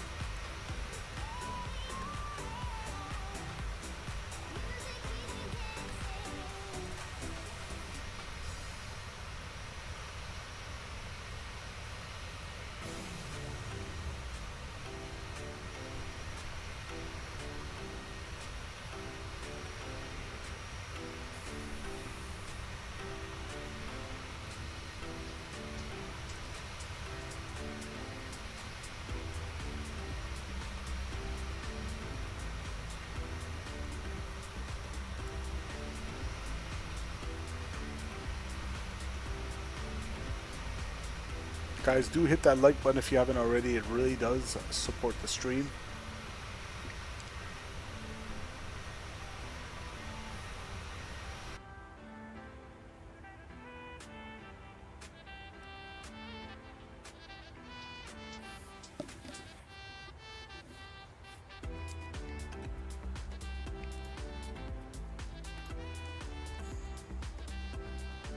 I guess I could start setting up for the approach. Why not? We're just sitting here doing nothing anyway.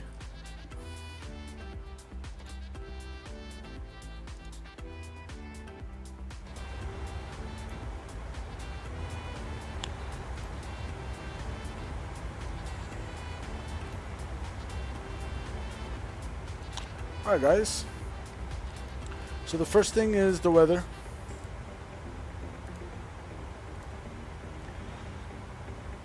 We'll probably wait for that to update, but as of now it's 30.00, so we can kind of preset that into the EFS here. 300, 300, and 300. Beautiful. And we can get our forecast. I'll for the VNAV winds, I'll grab it at 300 or 310, 200 and 10,000 feet. We'll execute that and we'll wait for it to we'll request it and we'll wait for it to load. Manu says barometer, yes, but it's set via the knob in the EFS.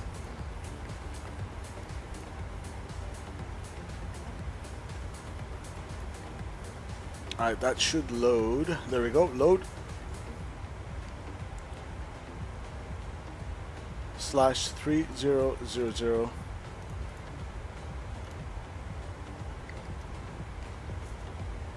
All these details are killing me. You get used to it after a while. Skystream says, I'm focused here, bro. Alright. Or be right back. Yep, sure. Have a good landing in Houston. Let us know how it goes. The slash is to, because the international standard atmosphere deviation of 9 degrees warmer than standard is already loaded through SimBrief. So I put a slash because I want to enter the, you see how it says ISADEV /QNH? I want to enter the QNH, so you put a slash to go to the second value there. Because you want to enter the second value. So the winds are in, guys. I'm expected to land, currently I have 10,600 pounds of fuel on board. I'm expected to land with, we'll call it 8, 7.9, but we'll call it 8. So that's 2.6 less than our current gross weight, which is 131.1. Minus 2 is what, 129.1, and then another 0.6 is 128. If I could do math here. So 2.1 brings us to 29. So yeah, 128.7.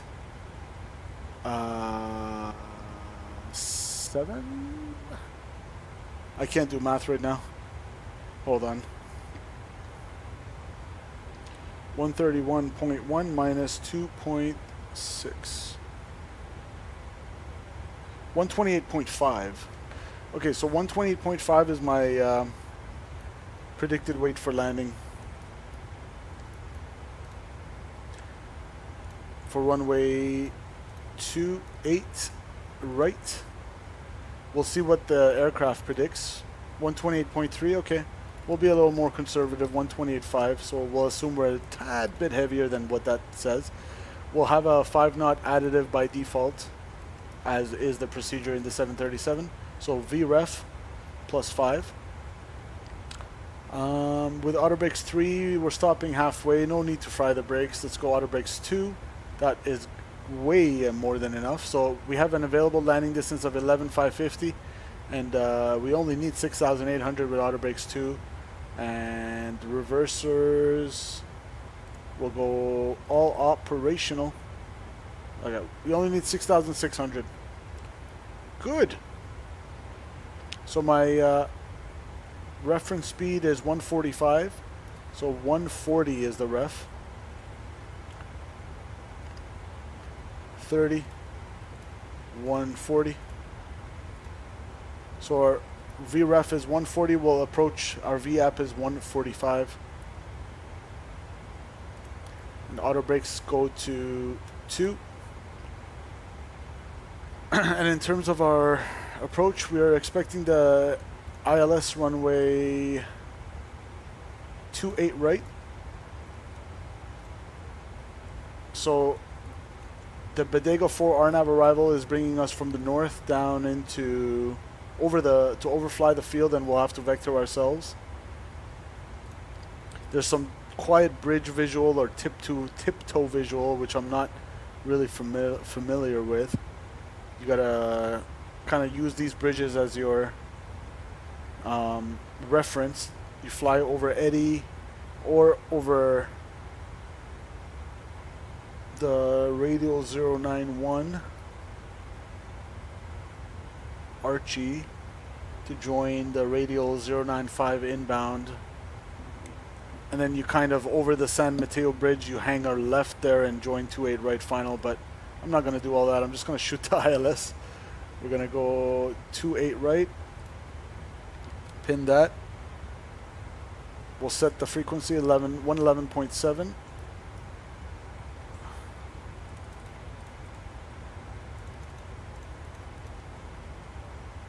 Activate that on both sides.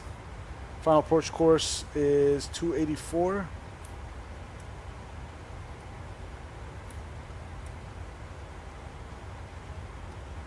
And minimums are 1800. Nope, it is 213.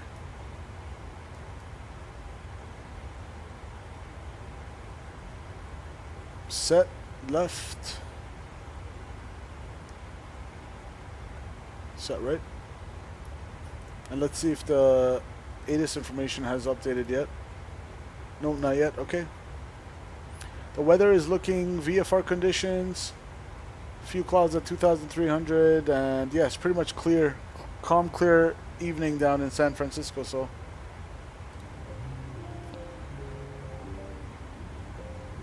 all right, let's brief it up and then we'll be set. So we are expecting the Bodega, and the last thing I gotta do is just enter into the box here. So 28 right.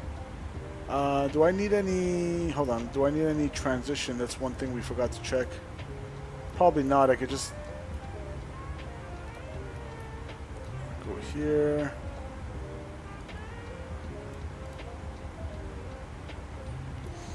Do we need any initial approach fix that we want to take it from? So that Archie is the same waypoint that you can do the visual from over the bridges and all that, but we don't need to go that far out. We'll just kind of vector ourselves. We could overfly the field and kind of join it from Eddy. So because we're kind of coming this way, we could kind of put ourselves on a left downwind to join Eddy. That's not a bad idea. And if we decide not to, then we don't have to. You ever have bad weather in this game? Yeah, I have. Plenty of times. So we'll join from Eddy. Why not? It doesn't hurt to have more waypoints than less waypoints. And if you don't need it, you don't use it. Simple as that. Clear that disc on. Alright, there you go. So this way we're kind of overflying the field and putting ourselves on a kind of a slant downwind to join from Eddy. And if we don't like it, we'll just vector ourselves to a shorter route. That's absolutely fine. I'm happy with that. Go ahead and execute that. Good. So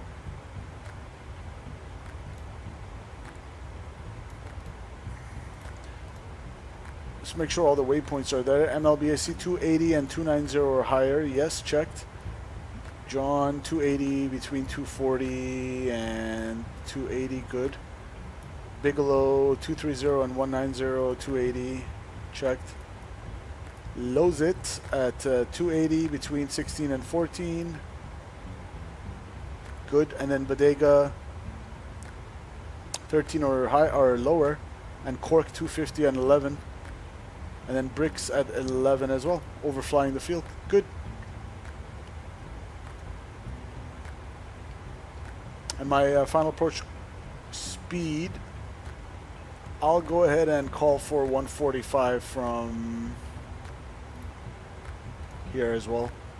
Okay, so we're expecting the Bodega 4 RNAV arrival, chart 10-2 Alpha, dated 5th of July 2024, effective 11th of July 2024, down into San Francisco from the transition MLBEC, which we might have already, nope, we haven't passed yet, so that's coming up. We're approaching from the north. Constraints are as briefed. MSA in the area is 5,100 feet.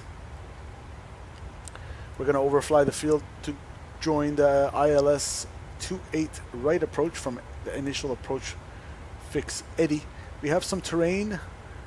The OROCA, the obstacle OROCA, what does it stand for? Off-route obstruction clearance altitude in the States, as they call it, is 10,400 on our direction that we're coming in, but we're going to be way higher than that.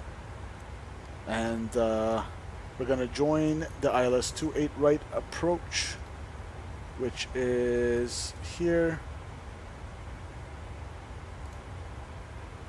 So that is chart 11-3, effective dated 13th of May 2022, effective 19th of May 2022, into San Francisco.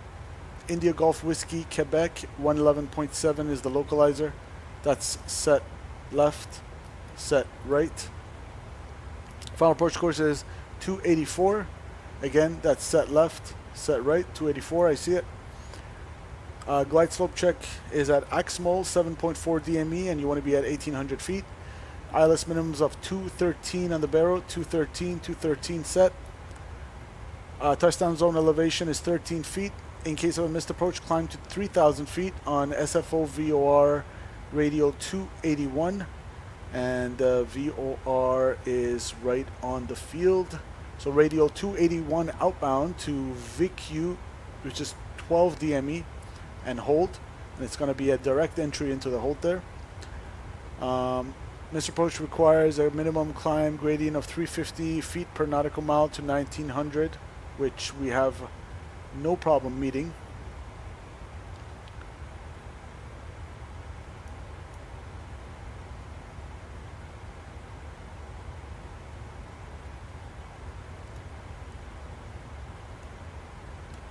Circling runway 1 left, 1 right, not authorized at night, so we're not circling.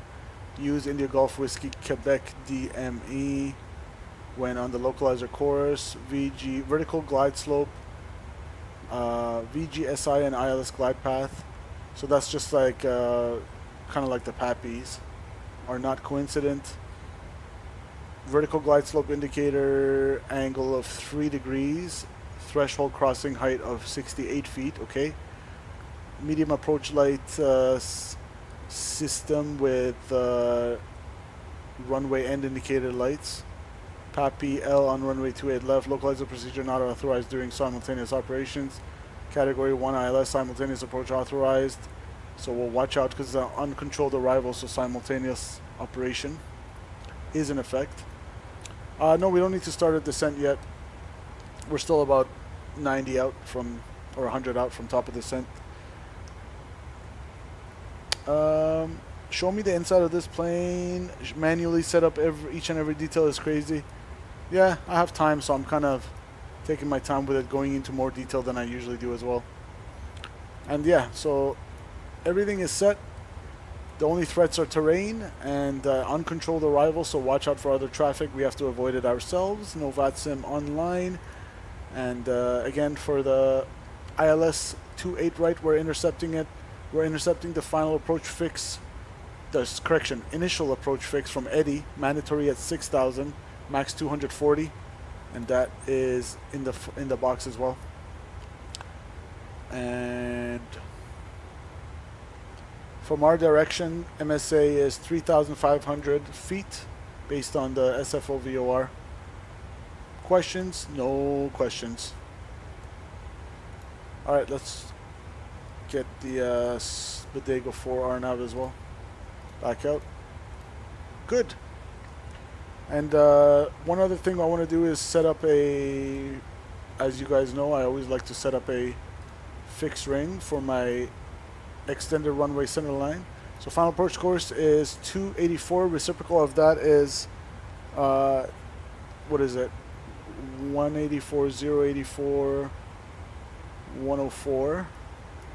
So we'll go radial 104, and we'll go 10 mile fixed ring, 5 mile fixed ring, and that should display nicely on my plan here.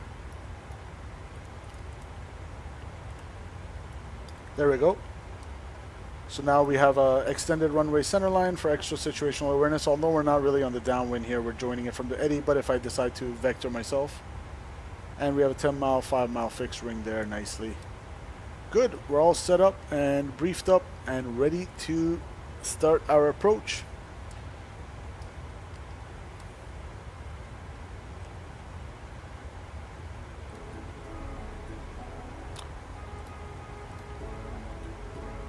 Too bad there's no VATSIM online. Oh well. It's going to be an uncontrolled arrival, which means I'm going to have to tune in the CTAF frequency. So .CTAF KSFO in VPilot. Frequency is 120.5. So we'll get that in the backup, in the standby.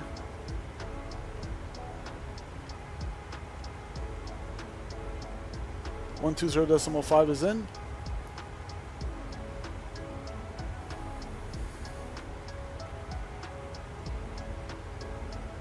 Good. Now sit back and relax. Exactly.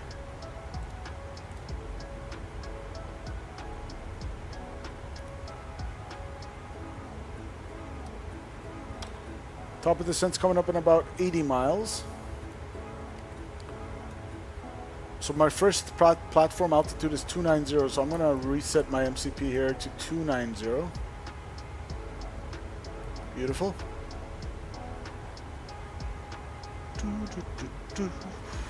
Actually, I can set my Bravo here to... I'll use my bug here to adjust my altitude instead of using my mouse. Good.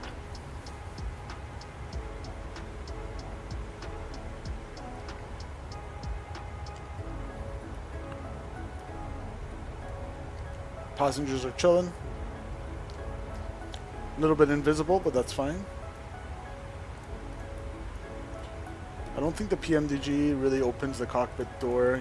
So you can't really see the packs, can you? Yeah. Oh well. But when it happens on the road, or you feel like it's just... And if you're just joining the stream, I'd really appreciate it if you guys hit that like button, guys. Help support the stream. Give it a like, why not? Doesn't cost you anything. Manu, the crew is right here. You're looking at it. I'm the whole crew.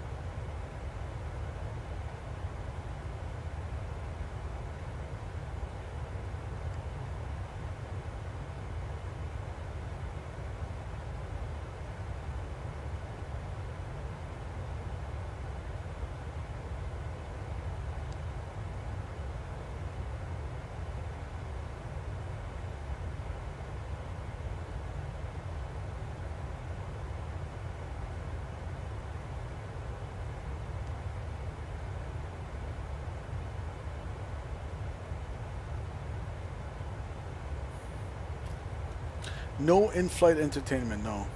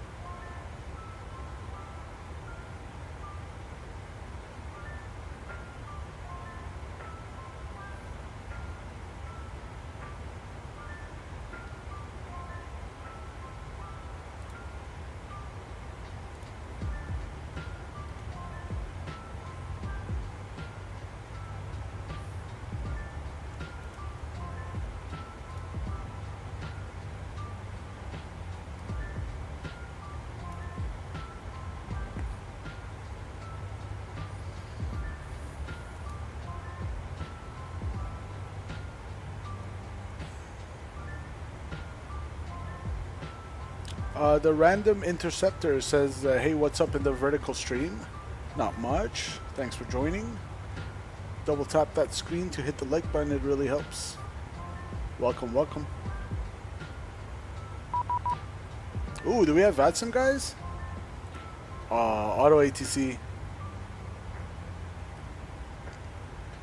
Oakland Center advises descend via the Bodega 4 arrival, San Francisco altimeter 3000. Well, thank you for that. What does the plane to read the weather condition well in advance? What do you mean?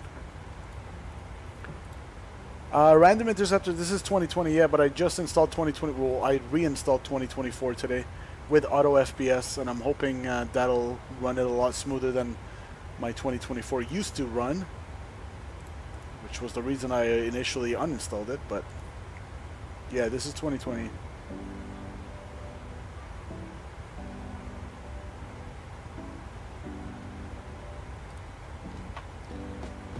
What does the plane do to read the weather condition well in advance?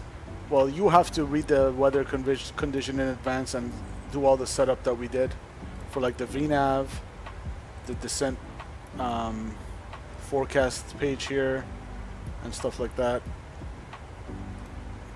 Speaking of the weather, let's see if it changed. Ooh, now we got updated weather. 280 at 13, gusting 21, but it's a headwind. We're landing 28, right? Few clouds at 1200. Temperature 22, dew point 13, altimeter is still 3000. Hourly temperature 21.7, hourly dew point 13.3, and maximum 6-hour temperature is 22.8. Minimum 6-hour temperature is 19.4. Pressure is rising at 0.03 HPA.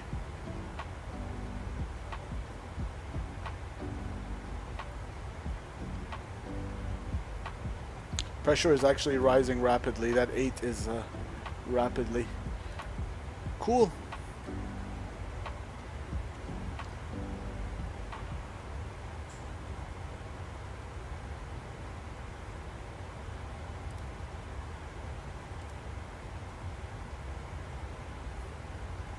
What do you do in strong headwinds? Nothing. You land in it. It's good for landing. It helps you not float.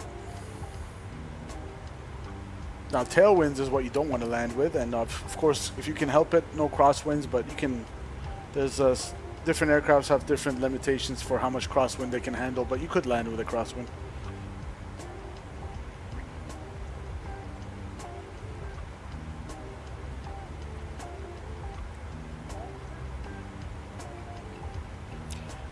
It's free airspeed, yeah, as Swerve says.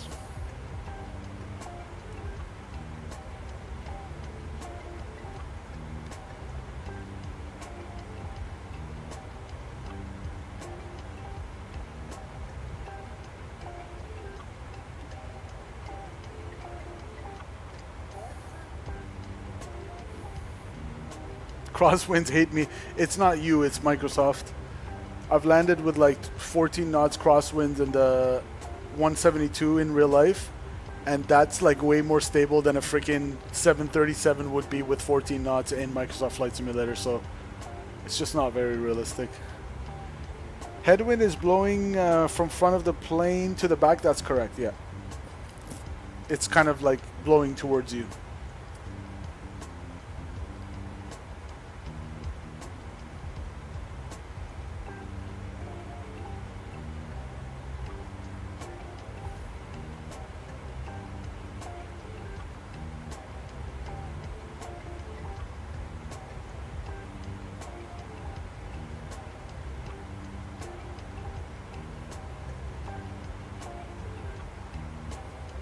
Gary, welcome. Mr. Gary, one of the original viewers of the channel. Happy Saturday. Welcome, welcome.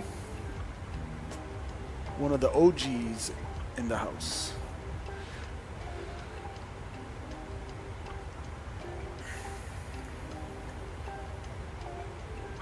Alright, we're expecting 0041, so in about half an hour. Ladies and gentlemen, from the flight deck, this is your captain speaking on behalf of Alaska Airlines. I'd like to thank you for joining us in this service to San Francisco. We're currently 5 minutes away from starting our descent towards San Francisco. The weather is calm conditions, clear skies, and about 21 degrees. We should have you down on the ground in about 30 minutes. Make sure your seatbelts are secure and your seat backs in the most upright position, and follow the cabin crew's instructions at all times. Again, on behalf of Alaska Airlines, your cabin crew, and your first officer, this is Captain Simple. I'd like to thank you for joining us, and I hope you join us again. Cabin crew, please prepare the cabin for arrival. Thank you. Then you need more force to land when the headwind is strong, am I right? More force to land? I'm not sure what you mean by that. Not really. The plane wants to fly, right? So when you have headwind, what happens is your ground speed is less. So you need actually a shorter distance to land, and a shorter distance to roll out until you come to a stop when you have a strong headwind than if you have a tailwind. So as you can see right now, for example, we have a kind of like a quartering headwind from the right side, which means our ground speed is less, it's 435, but our true airspeed, which is the actual speed that we're flying through in the air, is 465 knots. But because we have some headwinds, so from 215, so it's coming from the right side at a slant angle, so we'll say about half of it is a headwind component, so maybe, I don't know, 20, 30 knots-ish, which makes sense because our ground speed is around 30 knots less than our true airspeed. So about 30 of that is headwind component. So it slows down the track of the aircraft across the ground. So it has nothing to do with force.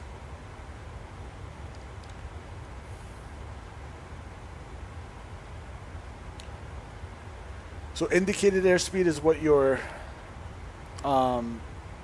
airspeed indicator shows, what you directly read off of the aircraft instrument, which is basically the amount of air that's hitting the pitot tube. This guy. Actually, that might be a probe. Where's the pitot? No, that might be the pitot. Either that or that, one of those. So it's the amount of air that gets rammed into the pitot tube, and then that gets compared with the static pressure that gives you the indicated airspeed. And then you have your true airspeed, which is, well, one step after that is a calibrated airspeed. Calibrated airspeed is indicated airspeed corrected for instrument and position error, but never mind that. And then your true airspeed is your calibrated airspeed corrected for non-standard temperature and pressure. So that's kind of the order that it goes in. And then of course your ground speed is your true airspeed corrected for wind. So if you have a headwind, your ground speed will be less than your true airspeed. If you have a tailwind, as we start a descent, your tailwind, if you have a tailwind, your true airspeed will be less than your ground speed. If it takes 50 knots, hold on, the left thing showing brown and blue, explain that. This is just your attitude indicator, which shows the pitch of the aircraft and the roll of the aircraft. Basically the angle of the aircraft in terms of the bank, like left right, and in terms of up down in relation to the horizon. So that's your attitude indicator, that's your airspeed indicator, that's your altimeter. If it takes 50 knots to take off and you have a 10 knot headwind, then you only need to go 40 knots to take off. Yeah, something like that.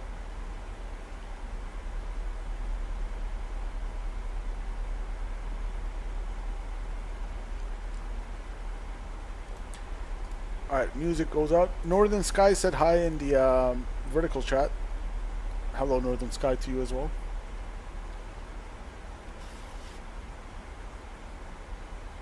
I'll put my terrain on. Does it work in this? I think it does. So terrain going on, just because we have some terrain on our way down to San Fran. We'll delete this fixed ring now. There we go, it's picking up the terrain, good. The start of the brown thing is the horizon. Yeah, this is the ground. This little white line here is the horizon, and this is the sky.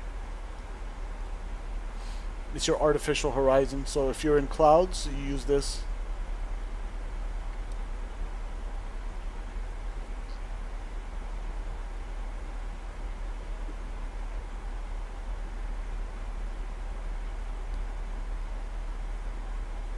Manu, if you have Discord, join our Discord server, and if you have any questions, we can help you out.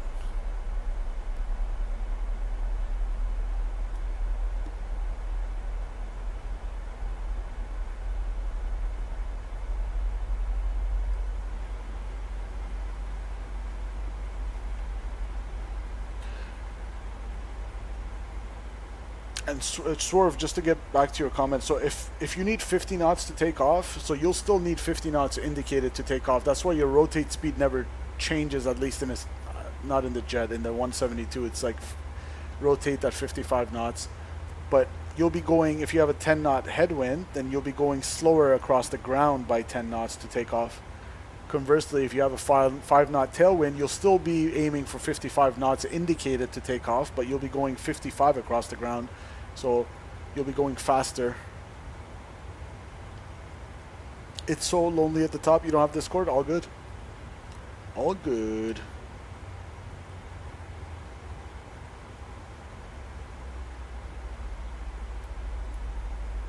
And there we are on the arrival here. You want to be at 2.8 and 2.4. So we'll lose another 1900, no problem. And then after that, we can go down to pretty much 190. So I can go ahead and use my little altitude bug here. Oh, it feels nice. I should have done this from the beginning. I don't know why I struggle with the mouse wheel. This tactile feel is so much more enjoyable. 19,000. There we go, 190. And then we can adjust our heading as well like this. There we go. 190. Beautiful.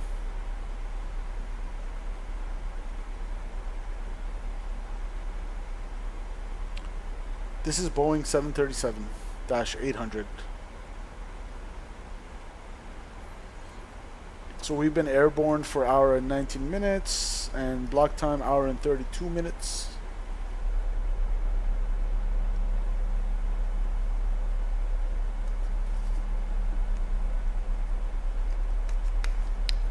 Super Guppy edits, no worries. Welcome, welcome. You came at a good time for the landing.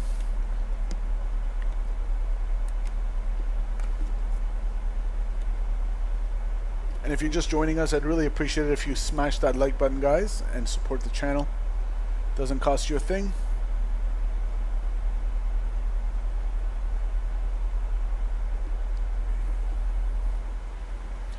And let's see if my theory about auto FPS is true. I would expect my object's level of detail to start increasing as we get closer to the airport environment. If it doesn't, then I'm going to turn it off because I want my object's level of detail to be high close to the airport so I can see the runway come in sight from further away or as far as possible.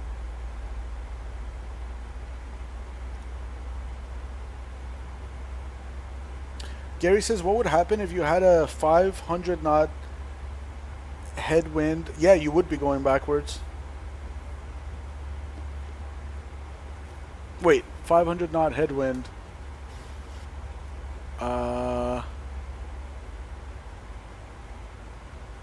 Well, that'll overspeed the aircraft, Gary. That'll exceed your.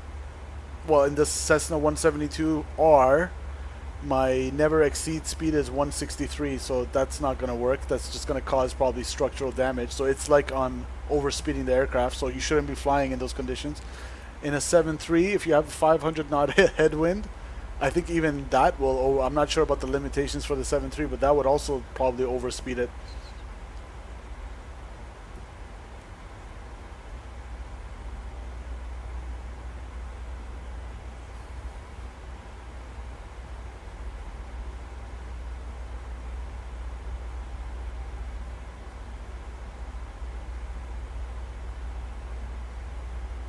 But I guess your question is theoretically, if it could handle it, would it be going backwards? That's a good question. It's kind of a mind, that's kind of a mind, you know what, a mind burst.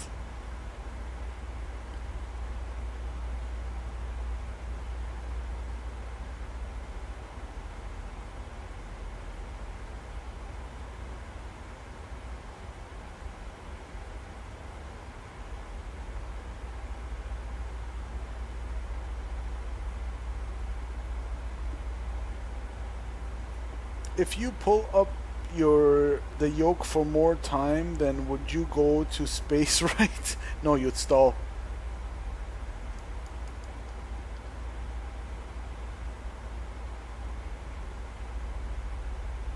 You'd exceed the critical angle of attack, which means the wings can no longer generate lift and the nose will just drop and the aircraft will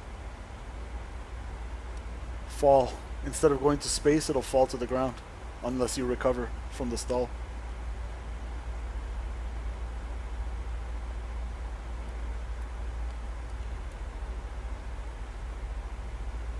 Alright, we're about 50 to the north, well 40 to the north we'll call it.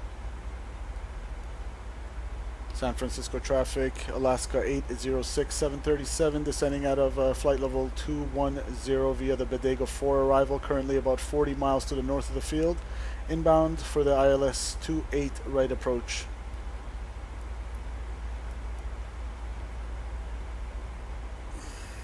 Alright.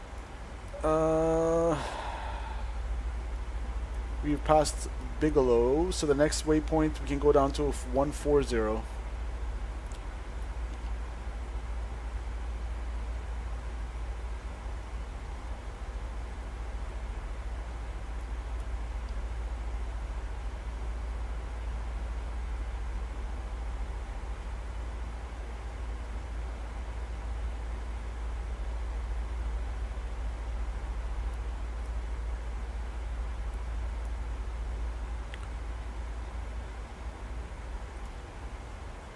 Alright, 120.5 is the CTAF frequency for San Fran.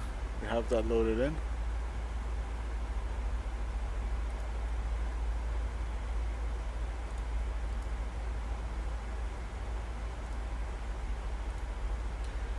Preston, the aviator dude, hello on the vertical chat. Welcome, welcome.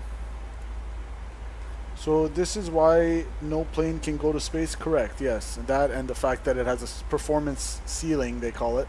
So there's only so high that it could go before the wings and the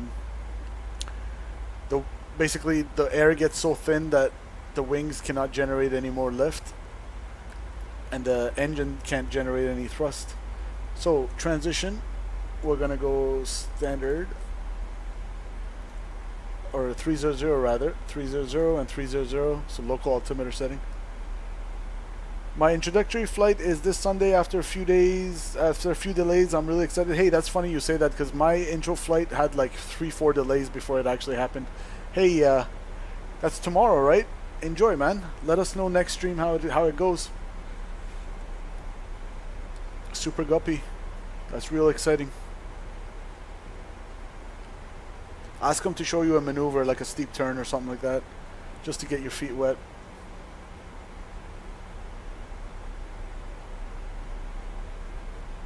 Just parked and I subbed. Appreciate you, Skystream. How was the landing down in Houston? You did a 142? Nice. Beautiful. Vanita Sangwan on the vertical chat says hello. San Francisco traffic, Alaska 806, 25 miles to the northwest, descending via the Bodega 4 RNAV arrival out of flight level, or correction, 15,800, and we're inbound for the ILS 28 right approach, San Francisco traffic. Thought you were landed by now? Nope. What was the flight time? We've been airborne for 1 hour and 26 minutes so far, so another, let's see here, 0041, it's 0026, so we have 15 minutes till we land.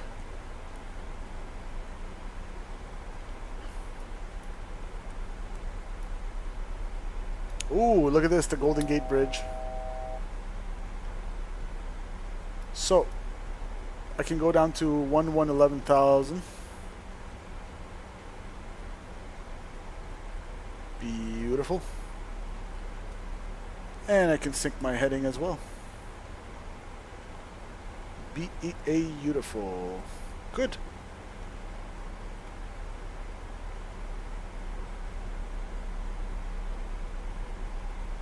I'm going to switch to CTAF now. 120.5. San Francisco traffic, Alaska 806, 20 miles to the northwest of the field, descending out of 13,600. We're planning the ILS 28 right approach from the initial approach fix Eddie, San Francisco traffic. I like your setup and would like to know where you got it and how much it cost. Preston, the total cost, well, I'm in Canada. I got the yoke from Amazon. I got the radio stack and the throttle quadrant from Canada Computers here. Total probably, I don't know, I'd say 1,500, 2,000 just for the this, and the rudder pedals. Traffic United 892 heavy descending via the Pirate 3 arrival for San Francisco. ILS runway 28 right, we'll call over Sydney. San Francisco traffic. And San Francisco traffic, Alaska 806, descending out of 12,000. We're about 10 miles to the north of the field. We'll be overflying the field to join the ILS 28 right approach from Eddie, San Francisco traffic.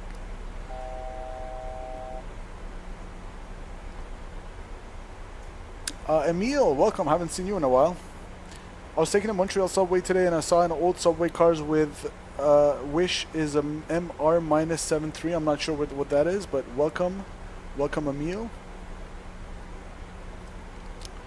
There's the field right there. I can go ahead and get rid of the terrain radar now. We don't need it. So we're going to maintain 11,000 until we overfly the field, and I'm going to switch this to the approach chart for ILS 28 right.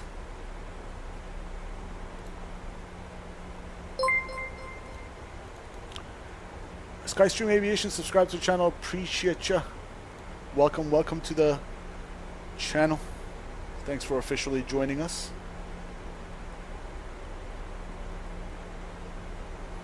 Alright, I'm going to take the speed now. 250 sounds good. There's another bridge right there.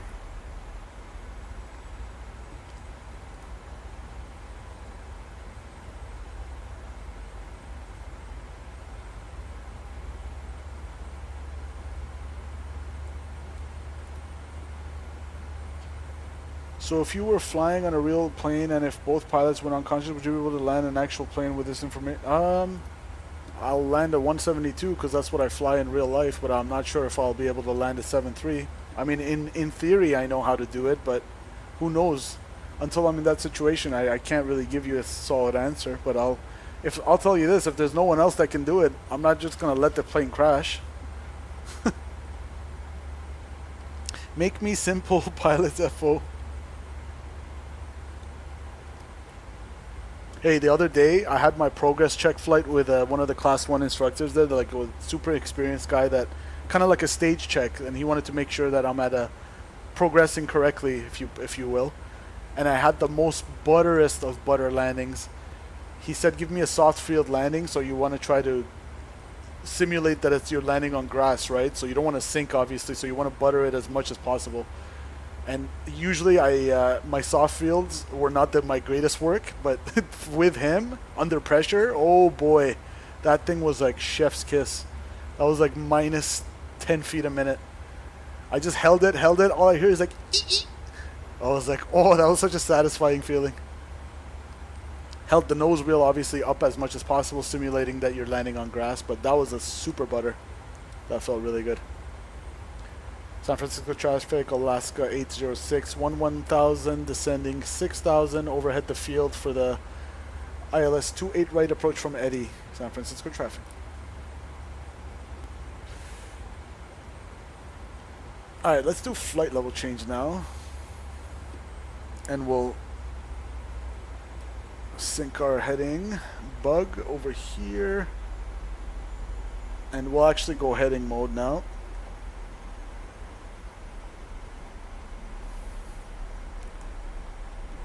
We'll go down to 6,000 for Eddie.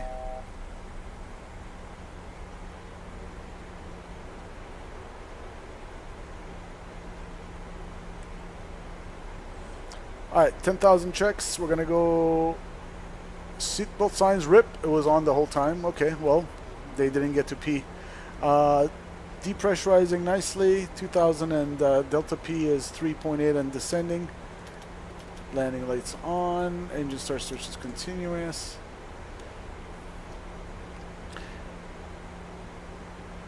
Literally just found out my flight is delayed to Monday. Hey, don't get discouraged, man. It happens. It happens. Is it because of the weather or what? Civilian planes must be given external jet supports in difficult times.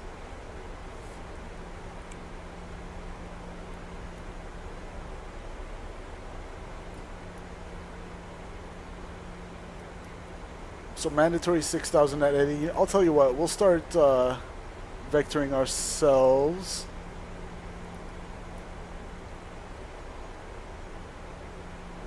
You want to be at 3,000 by Sepin.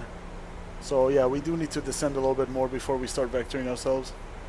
Do you use VATSIM? Yep, I am on VATSIM, but there's no VATSIM online right now, Preston. LA Center's online, but we're going to San Francisco.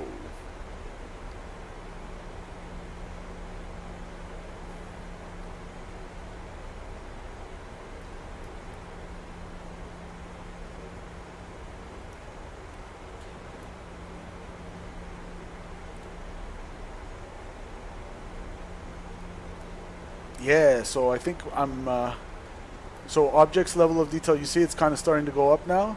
So as we get closer to the environment, it's airport environment, it's smart enough to know that it doesn't want to keep my objects level of detail so low because I need to see the airport come in, right? So I would expect this terrain level of detail to start going down to preserve my FPS because 300 is crazy. But you see how it's going up now, the objects, like 65. So auto FPS is working beautifully. Hopefully it'll work nicely for 2024 as well. Super Guppy says my instructor's dad had to sadly go to the hospital, I believe. Oh dear, that sucks. Well, family first.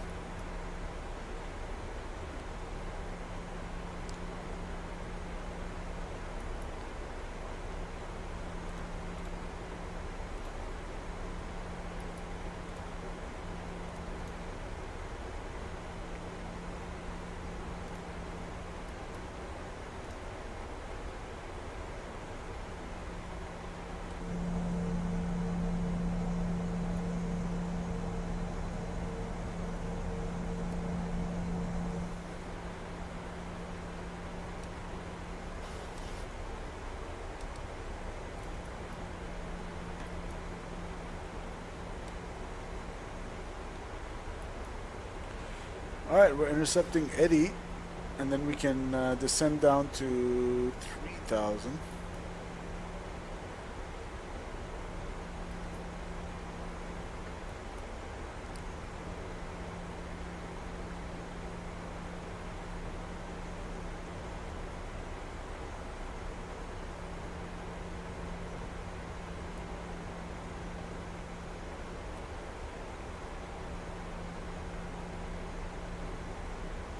San Francisco traffic, Alaska 806. It's 20 miles to the southeast of the field, descending at 5,800 to intercept the ILS 28 right approach from Eddie. San Francisco traffic.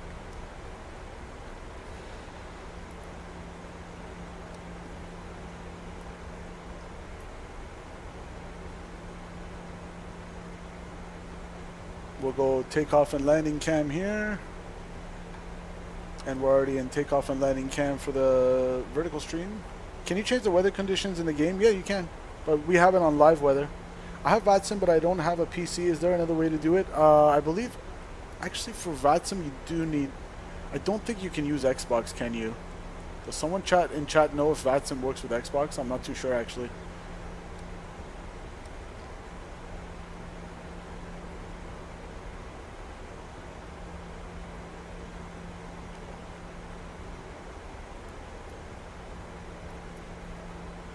Alright, missed approach altitude is going to be 3,000. We're going down to 3,000 for Sepin, which will be 12 DME.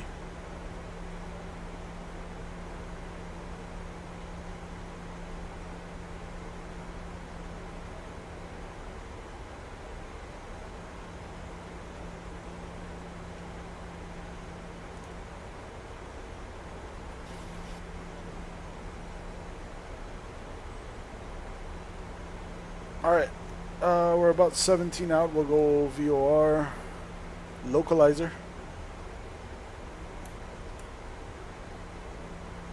We'll set our final approach course to 84.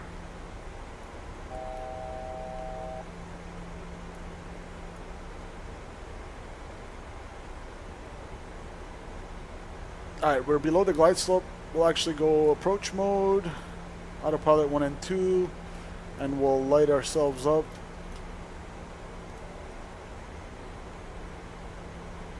Cabin crew, please be seated for landing.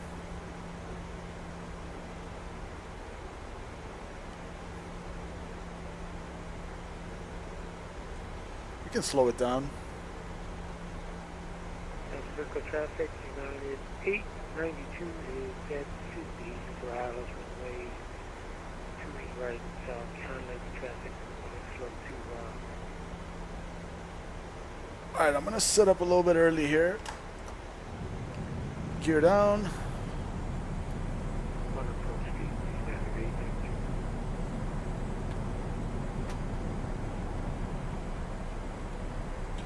Roll a little bit of speed brakes to help it slow down.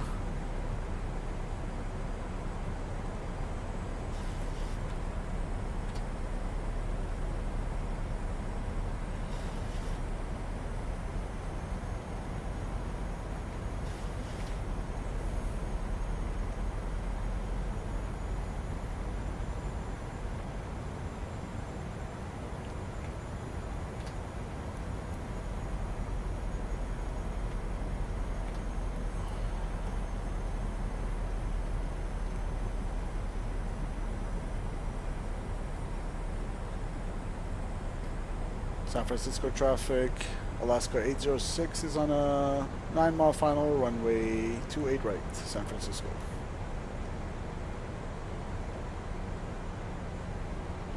Alright.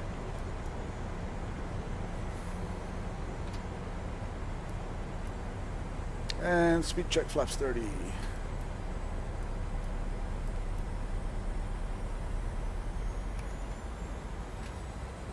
Gear down. Check. Gear down, 3 greens, no red, flaps 30 indicated, auto brakes 2, ground spoilers armed, lit up, cabin advised, could land. Alright, let's do the replay. Can't use VATSIM with an Xbox, need a PC to be able to do, well, there you go. You need a PC, Preston, in the vertical chat. Alright, my throttle.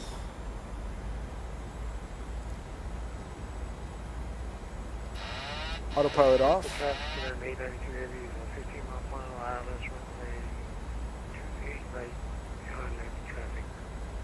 And San Francisco traffic, Alaska 806 on a 5-mile final, 28 right.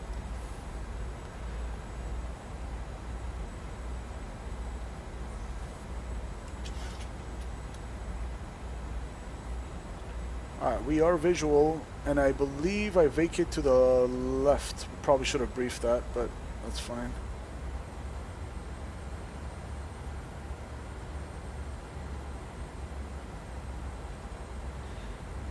Let's try to aim for 145 here.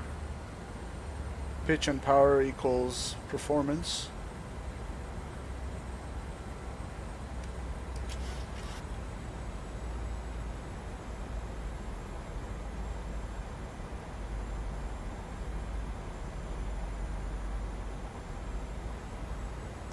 Alright, ground speed is 140. I'm looking for about 700 feet a minute here.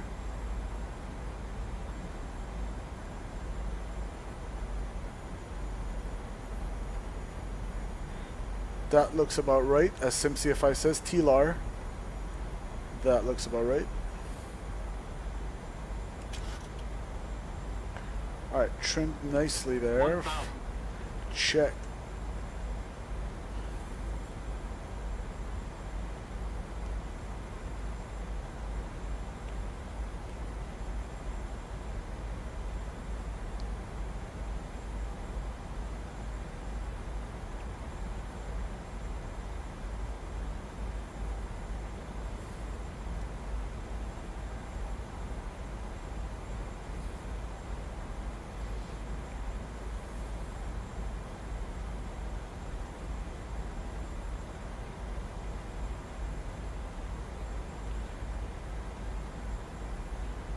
Alright, I'll vacate on the right. I think. Looks like the terminal is on the right.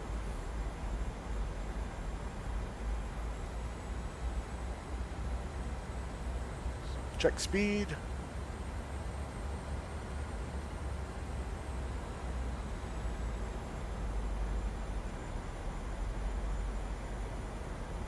Approaching minimums.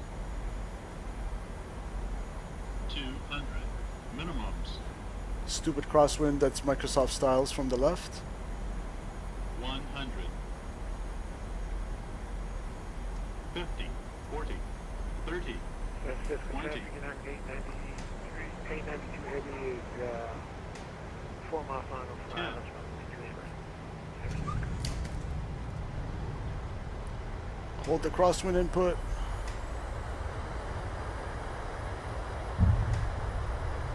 Feels a little different than my 172. It really messes with me. Alright. Speed brakes, reverses normal. Guys, is the terminal on the left or right? I believe it's on the left, right? Okay, it's on the left. It's on the left, right?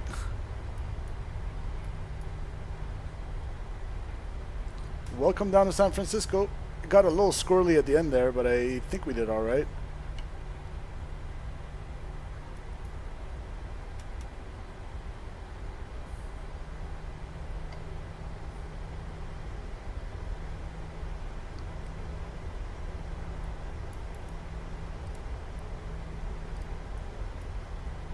I got like some 18 knot crosswind component at the last minute, and we all know in Microsoft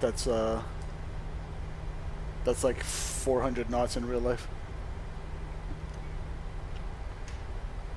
Danielle says, what are you flying? PMDG 737-800.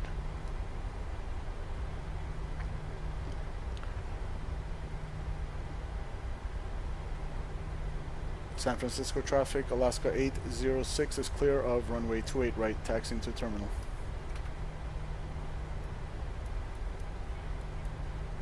I'll just take any gate here. And San Francisco traffic, Alaska 806 crossing runway 28 left at Tango.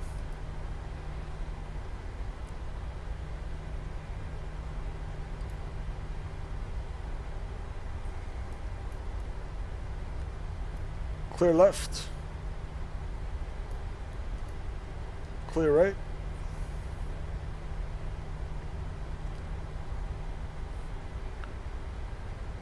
Hour and 45 minutes on the flight time.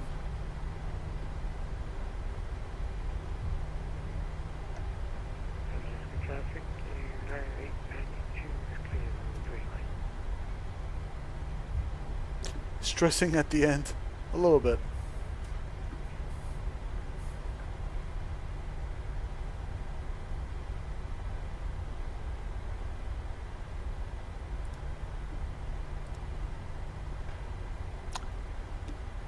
All right.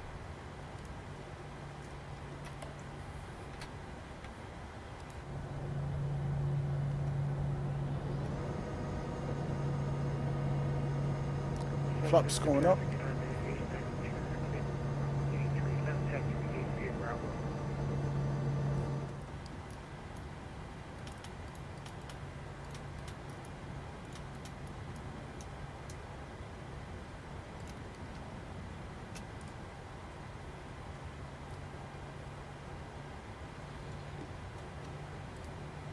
So we got 0.98 Gs, 163. A little floaty, a little squirrely, because the wind's shifting there from headwind to like crosswind at the end. But all good. We made it. We made it. I'll take it.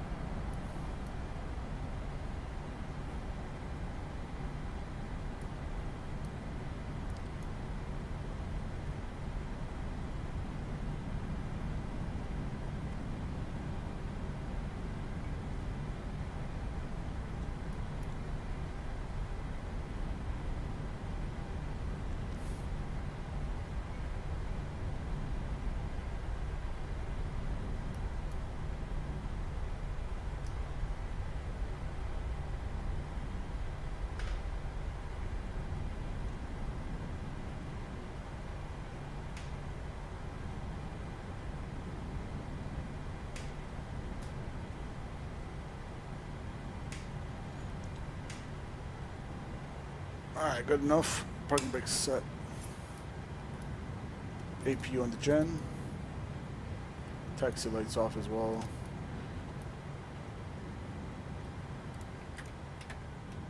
Shutter down.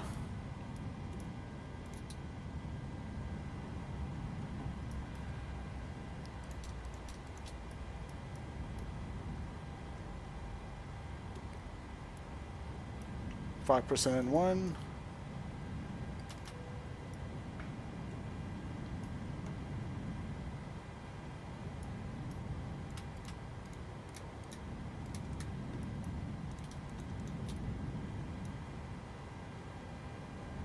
Alright, welcome down to San Fran. About 2 hours and 2 minutes on the block time, hour and 45-minute flight time.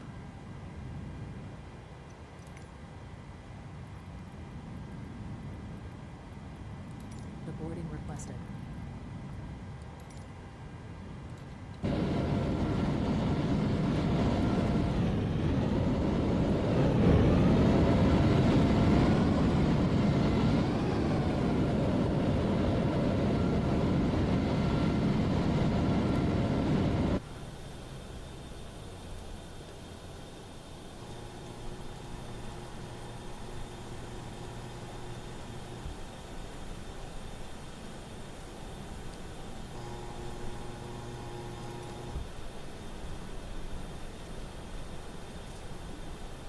Alright, cool guys. Let's I hope you guys enjoyed the stream.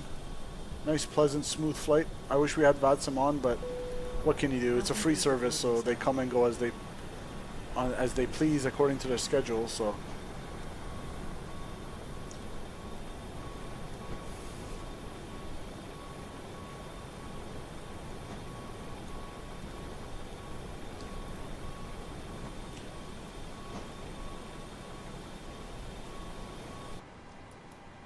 alright, let's just roll the replay and we'll get out of here.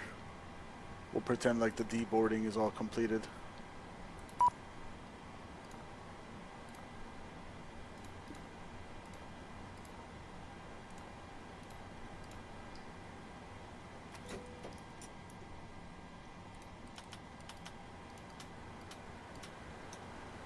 You need to stop the engines to request ground services.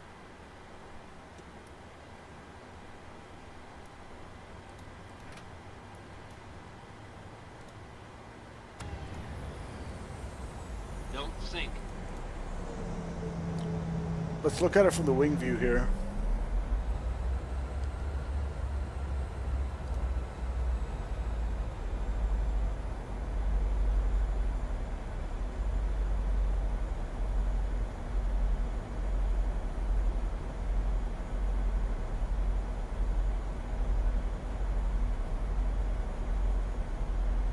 Beautiful approach over the ocean.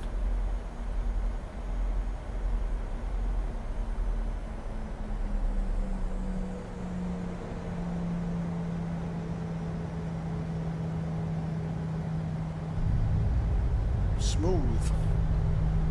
We'll take it.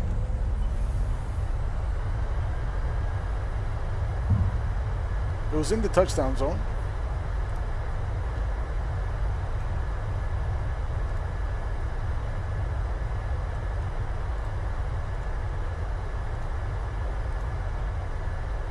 We got -199 from Sim Toolkit Pro on center line within the touchdown zone, so we'll take it.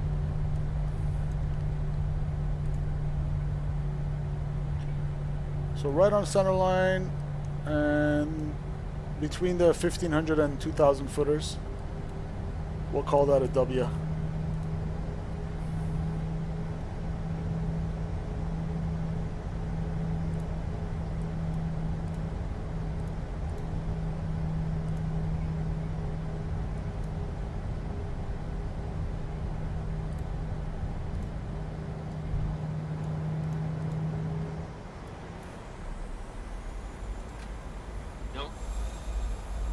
Look at it from this side.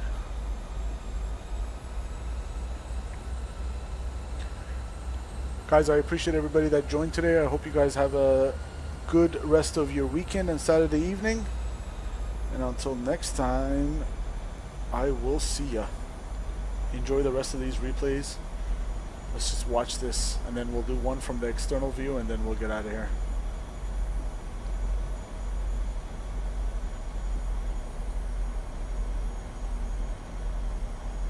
Yeah, those winds kind of shifted last moment from headwind to left crosswind component.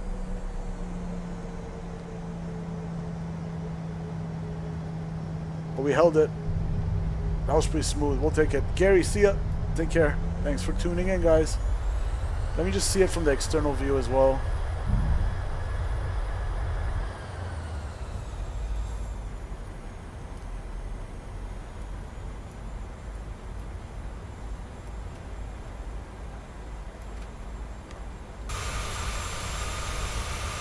Swerve says good job. Appreciate you, Swerve. So you guys saw that I got kind of blown to the right because it was a headwind, and suddenly in the last moment it shifted. It kind of, the wind veered clockwise to a left crosswind, which kind of made us drift off center line, but I corrected for it. Let's watch it from this way.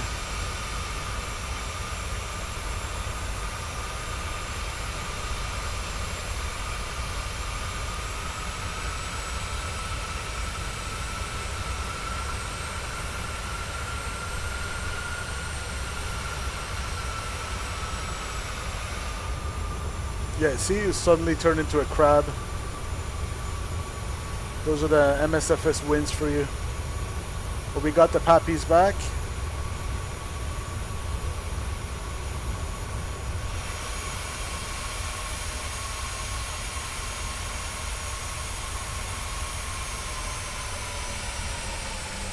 Maybe I flared a little bit early, but I held it. I corrected the crosswind.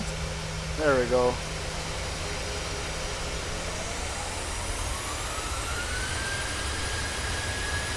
Right on center line.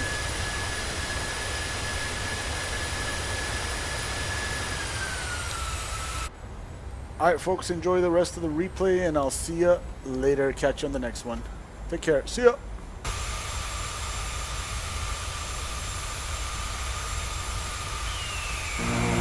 The year is 1991. Birds and people are living together in seemingly perfect harmony, until one day a young man catches fire.